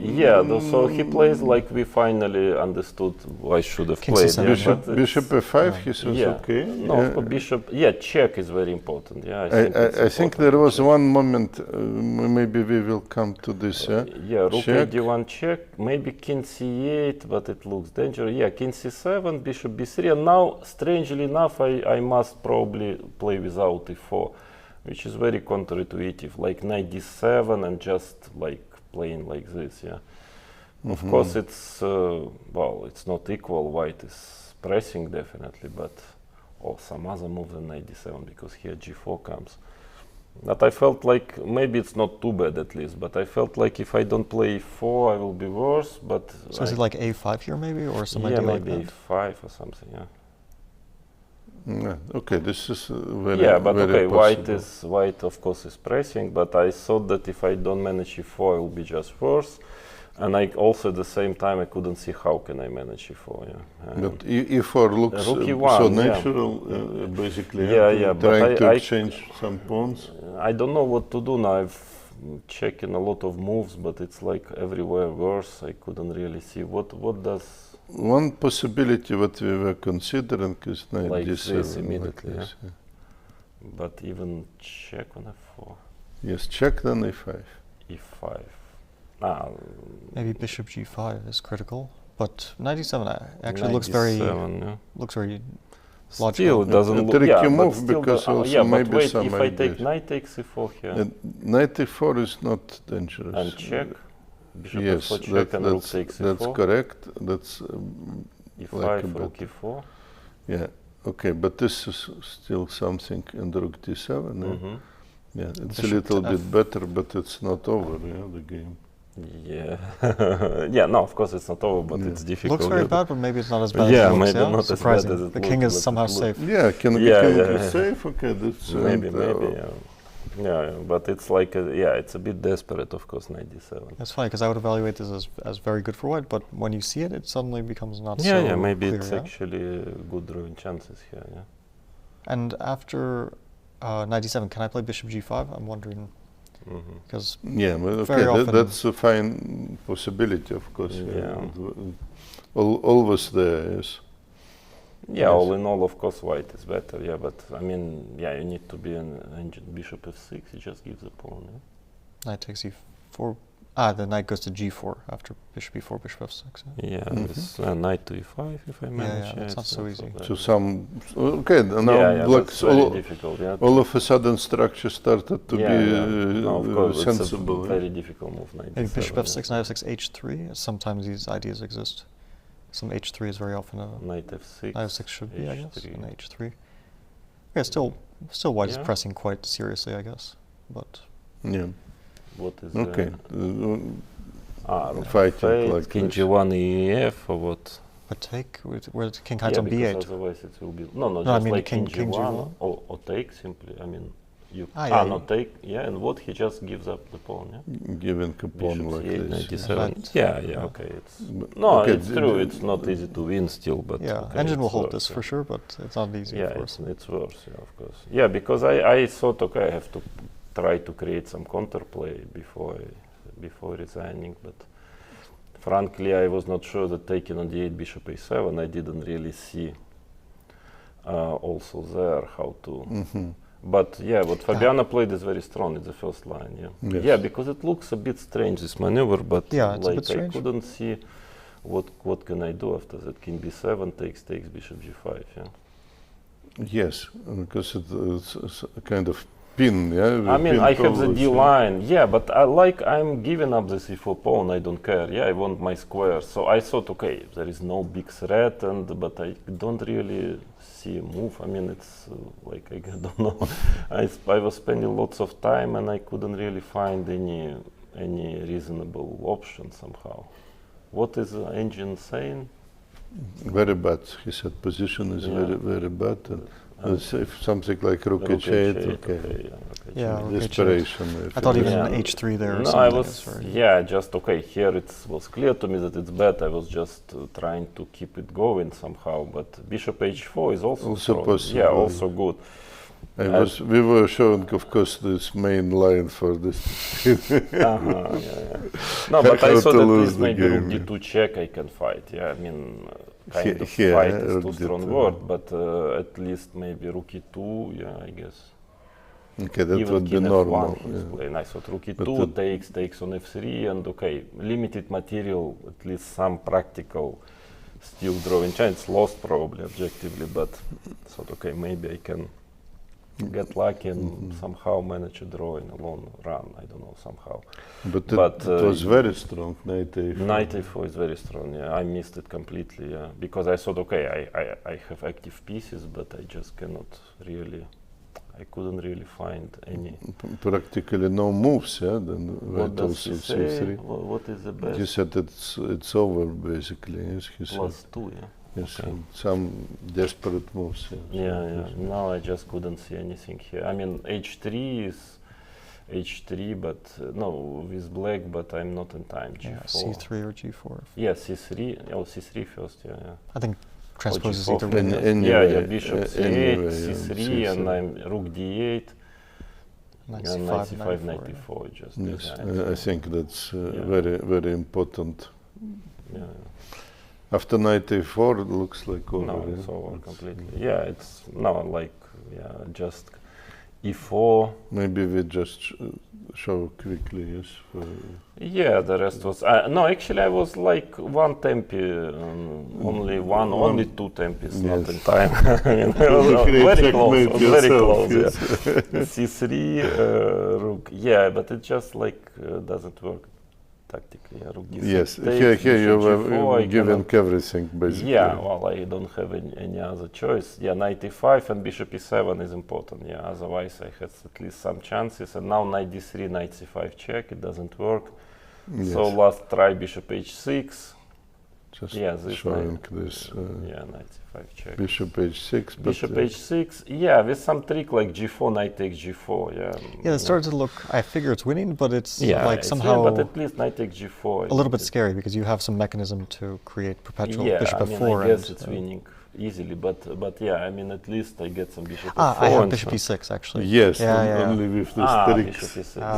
Okay. Yeah, I didn't see this move, but this With is. tricks, Yeah, yes. okay. with Bishop G5 and tricks, Yeah, Yeah. yeah. No, of course it's lost anyway. But unfortunately for me, the worst. I mean that even king b6, bishop f6 is just. Yeah, but that finishing. was accurate, yeah, that way. Yeah, I just finishing immediately. Yeah, because I'm not in time to. I cannot. Yeah, knight f3. Okay, gf. At least king check takes c5. first, I yes. wanted that. Yeah, no, that is just. I just played a bit more. First of all, I didn't want to lose in 30 moves. It's somehow a better feeling to lose in 40 moves than in 30.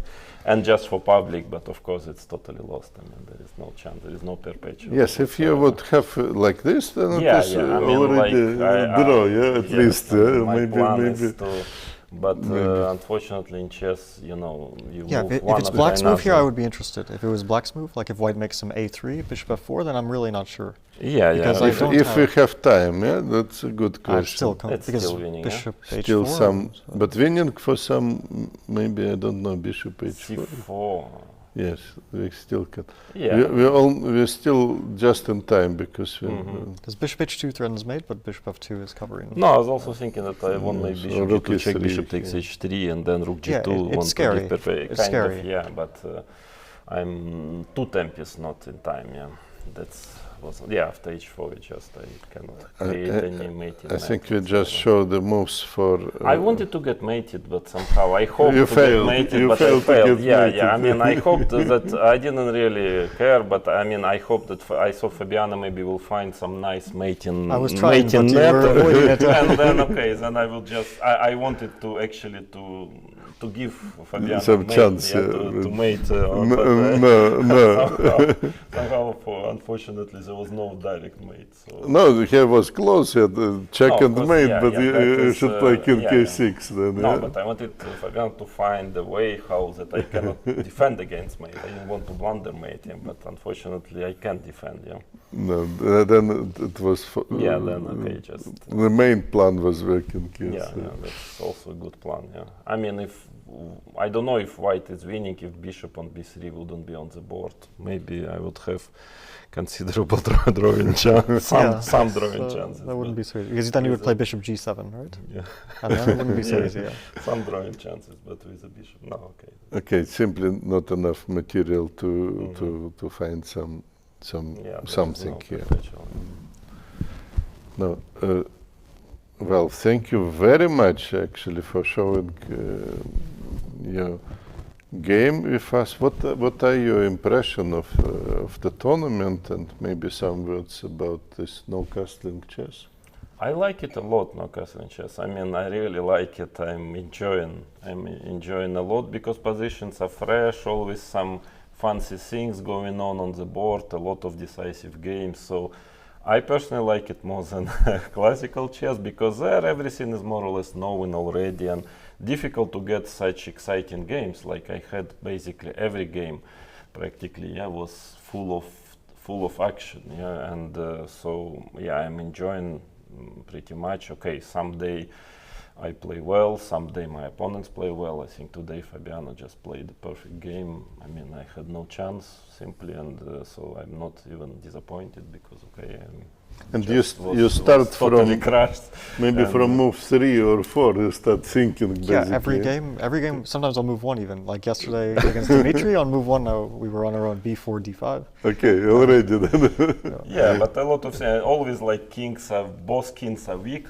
In fact, in most of my games, like always there is a chance to get mated for both opponents at some point. So it's kind of nice, it's funny here as well. I mean, Black has more chances than White to get mated, but still, yeah, like both players attack, and I think there is, yeah, I personally like it, but maybe, okay, of course it's very, very subjective. Yeah, I don't play chess at all. I mean, but that's why maybe for me it's fun now playing chess, and there is more fun to play something you don't know. Let's ask the Fabiano who plays chess a lot. Yes. Well, it really changes. I think the main thing is that there isn't theory. So I don't think it changes things super drastically, but we haven't developed any theory, which is what makes chess, at least classical chess, very drawish at the top level these days. So without theory, and also I think here we have a lot of guys who are really trying to win every game. Actually, everyone is trying to create some fights,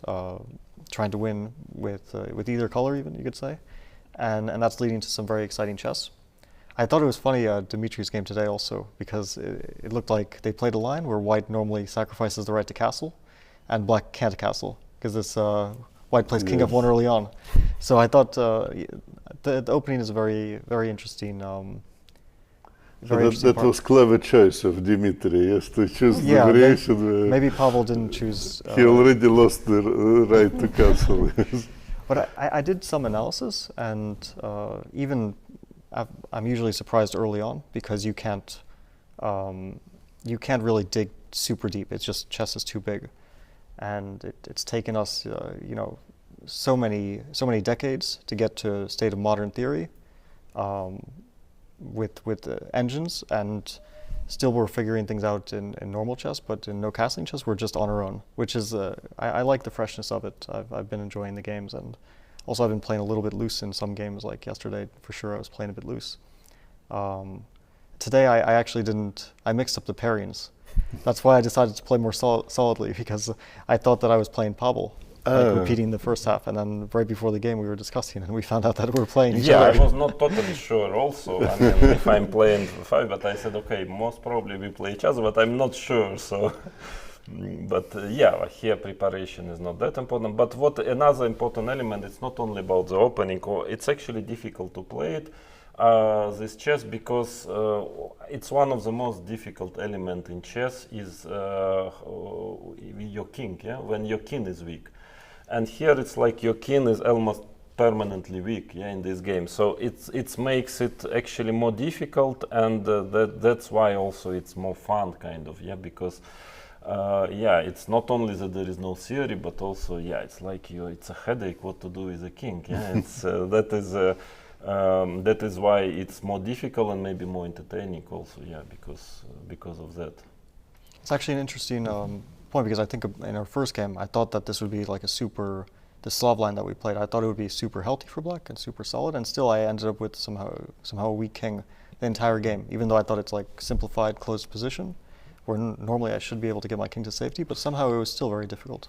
Yeah, so it's in fact it's one of the most difficult elements in chess, defending with when your king is under attack, and here, so that makes it actually more difficult to play for sure than classical chess. At least for me now difficult to play anything already.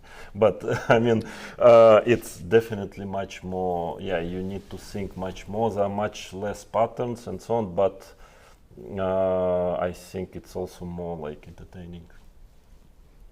No, thank you very much. Thank you for joining us, for sharing your experience, and I wish you both good luck in the last round. I think we make a break now, and thank you for coming to our broadcast. Thank you. Thank you.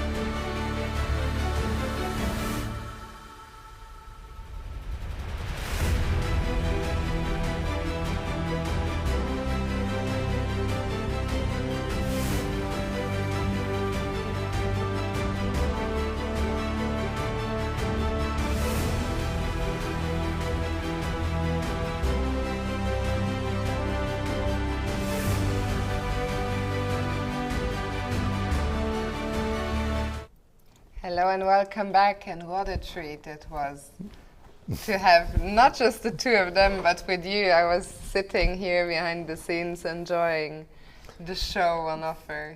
I must say, we have very special tournament because players are so eager to come to share their knowledge about the game. It's fantastic, and we are very grateful for Fabiano and Vladimir after such a game. It's not very usual, I think, but they really were discussing it for hours and came now to discuss with us and to share what happened, and very interesting.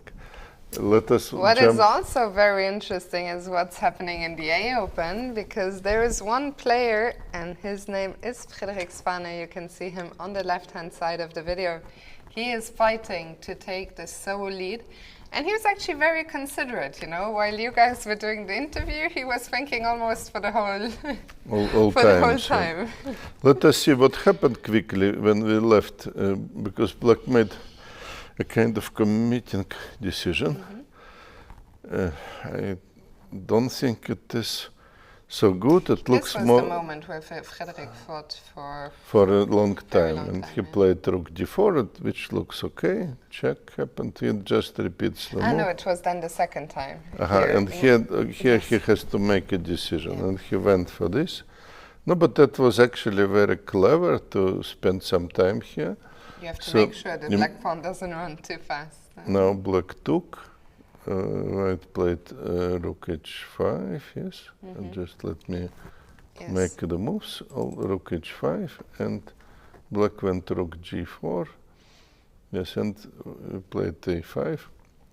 And now black starts chasing the white rook. Rook h8, king g7. That's what happened. But rook can come back. Yeah, that's when he played rook e8. Rook can come back to e1 with still plenty of time. Let us analyze it a little bit. So plenty of time, and rook h1. And if rook h4, we start pushing, I guess, or maybe we push everything simply. We still have, as we said, we still have time. f5. Actually, also our king is close, so we may keep pushing the pawn. And already the pawns are too far. Yeah, in the end we will just give up the rook. I mean, if f2. Yes, everything is working now. The pawns are there. Yes, it looks very good for white. And that's what actually was happening. After rook e8, black played h3, and white played rook e1. So followed our analysis. Doesn't look good for Chopra. No, it looks very close to game over. Yes. And I think Frederik is... he knows. He knows that the game would be finished soon. And I mean, he will tomorrow go into the last round. Once he wins these games, he looks a bit nervous, actually. I think it's not a tense moment in terms of, you know, the position. I think he took a lot of time and figured it out. But he is on the verge of becoming the sole leader of this incredibly strong A Open going into tomorrow's last round. Yes. Okay. We wish him actually absolutely good luck. He's such a nice... He might play his brother. No? Yeah, you want to have this... No, I don't know. I just... program tomorrow, yes, some additional tension. Some additional drama, yeah. Additional drama, else, if it is not enough. Is it not... Let me just see. Is it absolute nonsense what I'm saying, or...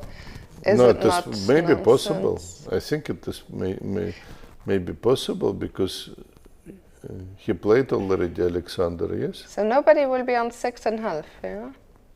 Because all of those games ended in... Not 6.5, what am I saying? On... Okay, I don't know, I'm getting carried away. He's 7 points, yes? He will be on 7. only lost one game and won 7. And so he should play someone on 6.5, I think. And he can play Alexander Donchenko. But look, let us wait, and soon we will know on chess results. Yes. We will know the drawing of I'm lots. getting carried away. Don't You're worry. right. In the meanwhile, maybe because we are still waiting for Aryan Chopra to either to resign or to make Let's some go to moves. Dinara's game. Let's go maybe. to Dinara's game. Yes. And in RV Cup, has got also his finish tomorrow. And it looks like Dinara she has is playing big and chances again. fighting. Yes. Let us see what happened, because we left it about here. Yes. Yeah, we thought that Jana We had thought that Russian. that Jana should activate the rook this way, and with basically double attack. Yes. I think in the time trouble she may miss this opportunity by playing a little bit weaker move, rook c5, and that what helped Dinara to get an upper hand here. Holding on to better structure, and the pawns are less far advanced, and here better protectors here covering the last pawn. Let's remember, if Dinara wins this game, we will have one GM norm guaranteed. That's good calculation. Which will be nice for the tournament anyway. No, I think the point of organizing these events. Absolutely happy about it, yes. We would prefer to have 2 GM norms, but as you correctly pointed out. I mean, it's really tough for 2 people to score 7 out of 9. Already to score 1 is quite impressive, but... Yes, but it goes now very well for her, because she is going to grab the pawn on d6, on b6. And these 2 passed pawns, they are not so dangerous. The king is here close. Yep. Very good chances to finish the game with victory. Maybe we can very quickly just mention the results from the other games in the NRV Cup. Petrovsky beat Suleidis. The winter against Bagrationi was a draw. Kartik Venkataraman beat Saltayev, and we already saw that Ruben Kölner beat Bezou. So let's go back to the top board in the A group. Yes. Where actually Chopra is still thinking, yes. So we can join him in this process as well, but actually we looked at h2. Let us look at the move f5. What else? So f5. Okay. I always like your idea actually of just pushing the b pawn and have the pawns run together. Okay. I guess it doesn't really matter. White has many winning options. So let us see something. Okay, let's try now pushing this pawn too. Okay, so now I'll run with the a pawn. Black pawn pushes. Yeah, Looks like his luck, but what's the point of the whole business? Pawn is coming. I also think the fact that Frederik got up from the board is a complete tell that he knows. If he had any doubt about the position, he would not get up with only 15 minutes on the clock. But basically his plan is very simple, and he was calculating a little bit. He's not far away, but he just maybe checked what is going on in the neighborhood. Yes. But there's the neighborhood have gone home. No neighborhood. Nowhere. All neighbors disappeared. Yes. They are preparing, by the way, while we still have a lot of you here watching. First reminder, I'll tell you again at the end of the show, but tomorrow we will start 1.5 hours early, so that's 1:30 p.m. Central European Summer Time. So be aware. And big final tomorrow. Everything is possible. And in World Masters we had a new leader, Fabiano Caruana, followed by Vladimir Kramnik and Dmitrij Kollars, just half a point behind. And so basically, nevertheless, everything is possible. Even a big tie is possible. Fabiano is playing Pavel, Exactly. So that means that even big tie, all people. Everyone could tie. Yeah? If Pavel wins First, and the other make a draw. Yes. So everything is possible. So even. That would be very funny, actually. The result of the tournament. I think Aryan Chopra is. I think he already knows also that the position is lost.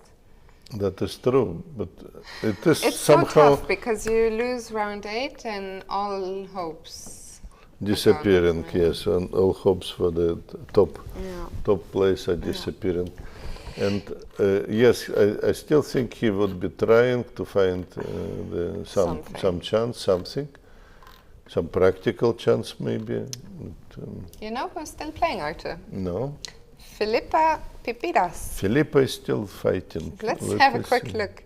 Not only is she still fighting, she's up a pawn in a queen ending. Oh. Oof, this will be long. That would be a long day for her, but it seems very difficult to convert such a pawn. But okay, the big compliment to her that she is actually doing so well. Yeah. Very impressive. We were alerted to her result by one of our viewers, young woman player from Portugal. For sure, she's fighting for the top woman prize, at least, but also at least for an IM norm if she gets a result today. Maybe a GM norm even. Really fantastic. Maybe just very quickly, I want to show the last position from the game of Dennis Wagner. You see him with white pieces. And just we need 1 second to understand why opponent resigned, but very simple, because after king g8, rook takes g6 as finishing and checkmate. So shortly before checkmate, black resigned. We still have some top boards. Let's take a look at, for starters, board 4, Dudin Gleb against Eltar Safarli. Yes, I thought actually that to play with bishop against knight you wouldn't have any chance, but in fact there is some chance. If you can trap the knight, you can get something like pawn ending, winning, and here knight is not extremely happy. It can be a long game. Okay, black is trying to maneuver the knight that way that it will still have some squares, not to run out of the moves. Let me quickly see. Okay, one player also fighting to come back to the top is Matthias Blübaum, the top seed of the tournament. Yes, he lost to Alexander Donchenko. Yes, he was right there. Sorry, this one. The next one. Let me see. Yes. Yeah. Okay. He was better. He is still better, but the bishop endings are a little bit tricky. Yeah. And here there is kind of blockade. So how to win? Position not easy, and white to play here. Yeah, so okay, let's run. Let's run for it. Maybe stop, or let's run too. Yeah, let's run, and white will run. So that's what makes it difficult. If the pawn is too dangerous. If you stop the pawn here. Okay, bishop d5. Bishop d5. How do we make a progress? Yeah, so white is staying, for example. What is the plan? Because black pawn on e5 is weak. Yes. So that's difficult. We may try to trick, with idea to run with the king, but white would be able to meet it as well. Yeah, so tough. It looks like black should hold. Yeah. Or black should hold. White should hold, or white is holding. Okay. Meanwhile, on the top board, no, still no. Still nothing happened in the game of Chopra. And just quickly in Dinara's game. Okay, maybe we can go back to Dinara. We revisit Dinara's game quickly. Because she can now take on b6. The question is, should she? Oh, it's black to move, actually. After knight d5, yes.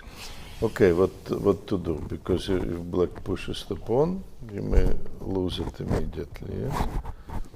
Rook c5. Wanting to play, we can take, yeah? Yes, so it's not a good way to play it.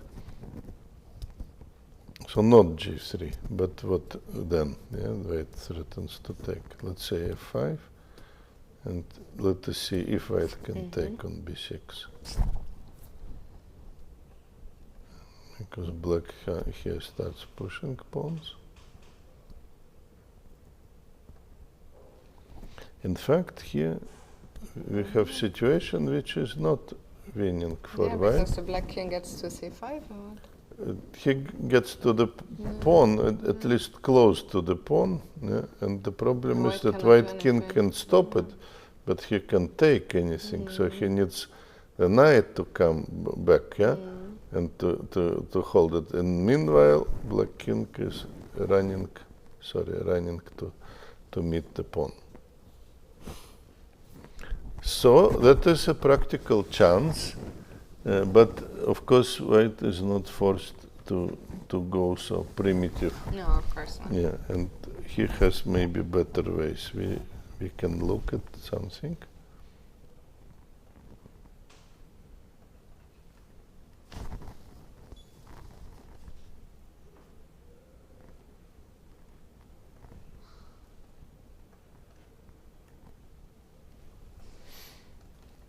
This variation illustrates the difficulties that black is facing.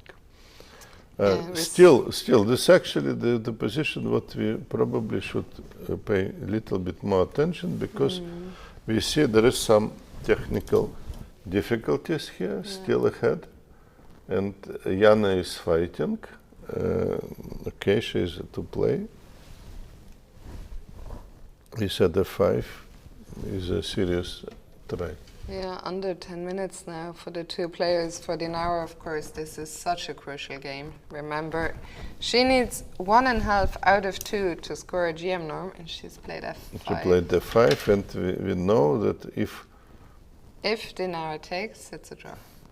If she takes. If Dinara takes, then okay, the computer says it is a draw. It's not immediately obvious how descending should be finished, but basically the pawns on the king side are distracting white king. Yeah. White king can stop them, but then you cannot win. But the point of the move rook f2, let me also show that black can't play king g6 because of the check. Yeah? So the rook f2 is difficult to answer. Black should go forwards, and now we set attack. We have a very interesting variation, and basically if g3 or something happens. The main thing is that she understands that she should understand quite quickly that she can take on b6, and then look. I think the biggest danger is if she spends, 7 of her 9 minutes wondering if she can take on b6, and that is true. That is true, and that is kind of challenge to understand that. Yes, to understand the problem that rook b6 is not working. Let's see. Did we have a move? 5b4. Yes, we have some moves. So let us maybe switch to Aryan, Chopra, Frederik, Svane, and we have 2 moves. We have pawn f5. We're actually still following already our second line of analysis, and white played b4. So now somehow the fantasy, we don't have any big ideas. Yeah, only 6 minutes now also for Aryan Chopra. I think we are nearing the end because the white pawns are running. And I mean, this game was a one-way traffic.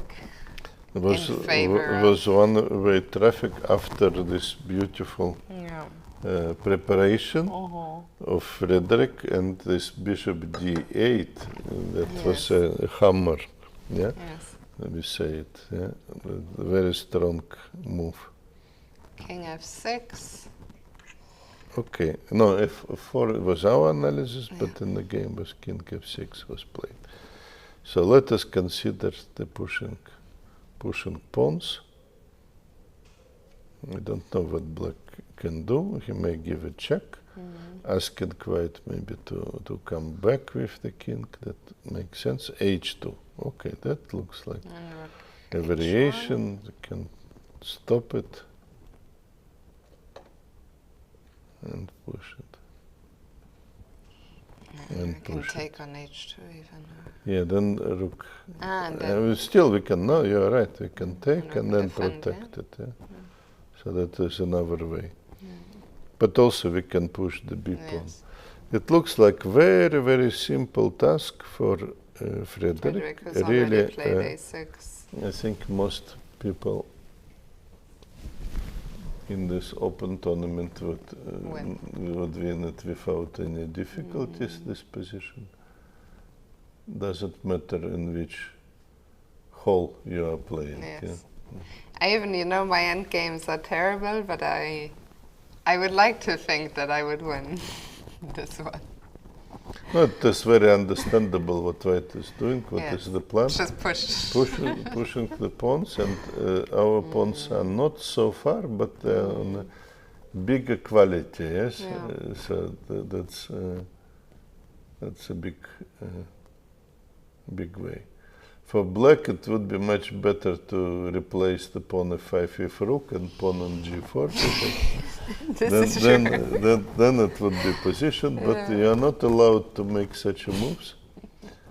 Okay, something rook happened. Exchange offered. Offering rook exchange. That was already looks like kind of last move in the game, maybe. White goes like rook h1 because nobody was going to take. No. In such circumstances. White to risk the drawing endgame. Yeah. So rook h1 would be played. I guess he will give I'm sorry, king is on f6. We are in the wrong variation. King was on f6, I was on the wrong variation. But the king is on f6. Yes, a6, and now he played rook e4, yes? I was in slightly wrong variation. Yes, but nevertheless, you shouldn't nothing change. We should play like this, and let's say black tries, and we can, if you like, go back to b2, preventing rook.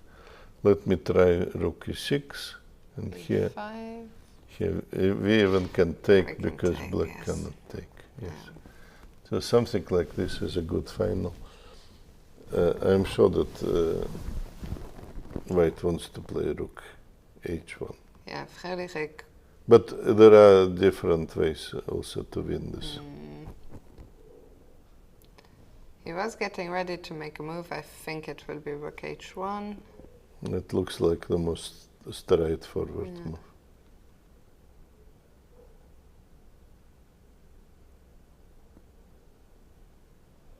Oh. Some last second hesitation. No, he goes the other way. Goes the other way, okay. But it shouldn't change the outcome of the game. You can put the rook whenever you like. Yeah. The outcome seems to be the same. Again, let us. Okay, the only difference that if you check, maybe we can go forwards. Yeah, that's actually technically more clever way. Yeah? If h2, you can play a7, if check. Now I would be careful because if you go, maybe still winning. Yeah? That's so okay, so yeah. Yeah, but sometimes. Yeah, I guess we can even take the rook, and I don't think our king But okay, let's say we go king b2, rook goes back, then b5. No, it's Everything just is so over. clear.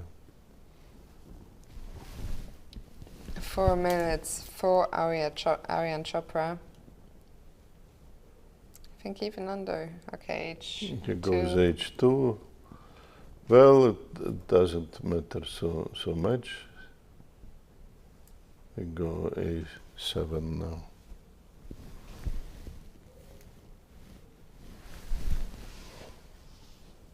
a7 or rook. Yeah, there it goes.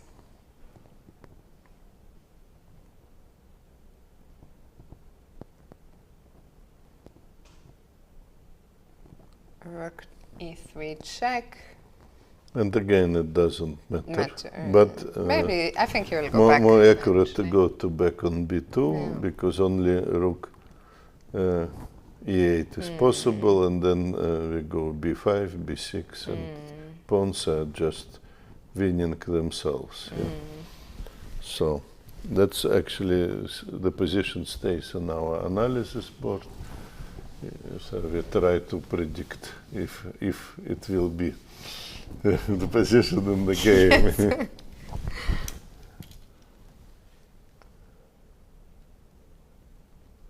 With very high probability we are reaching this.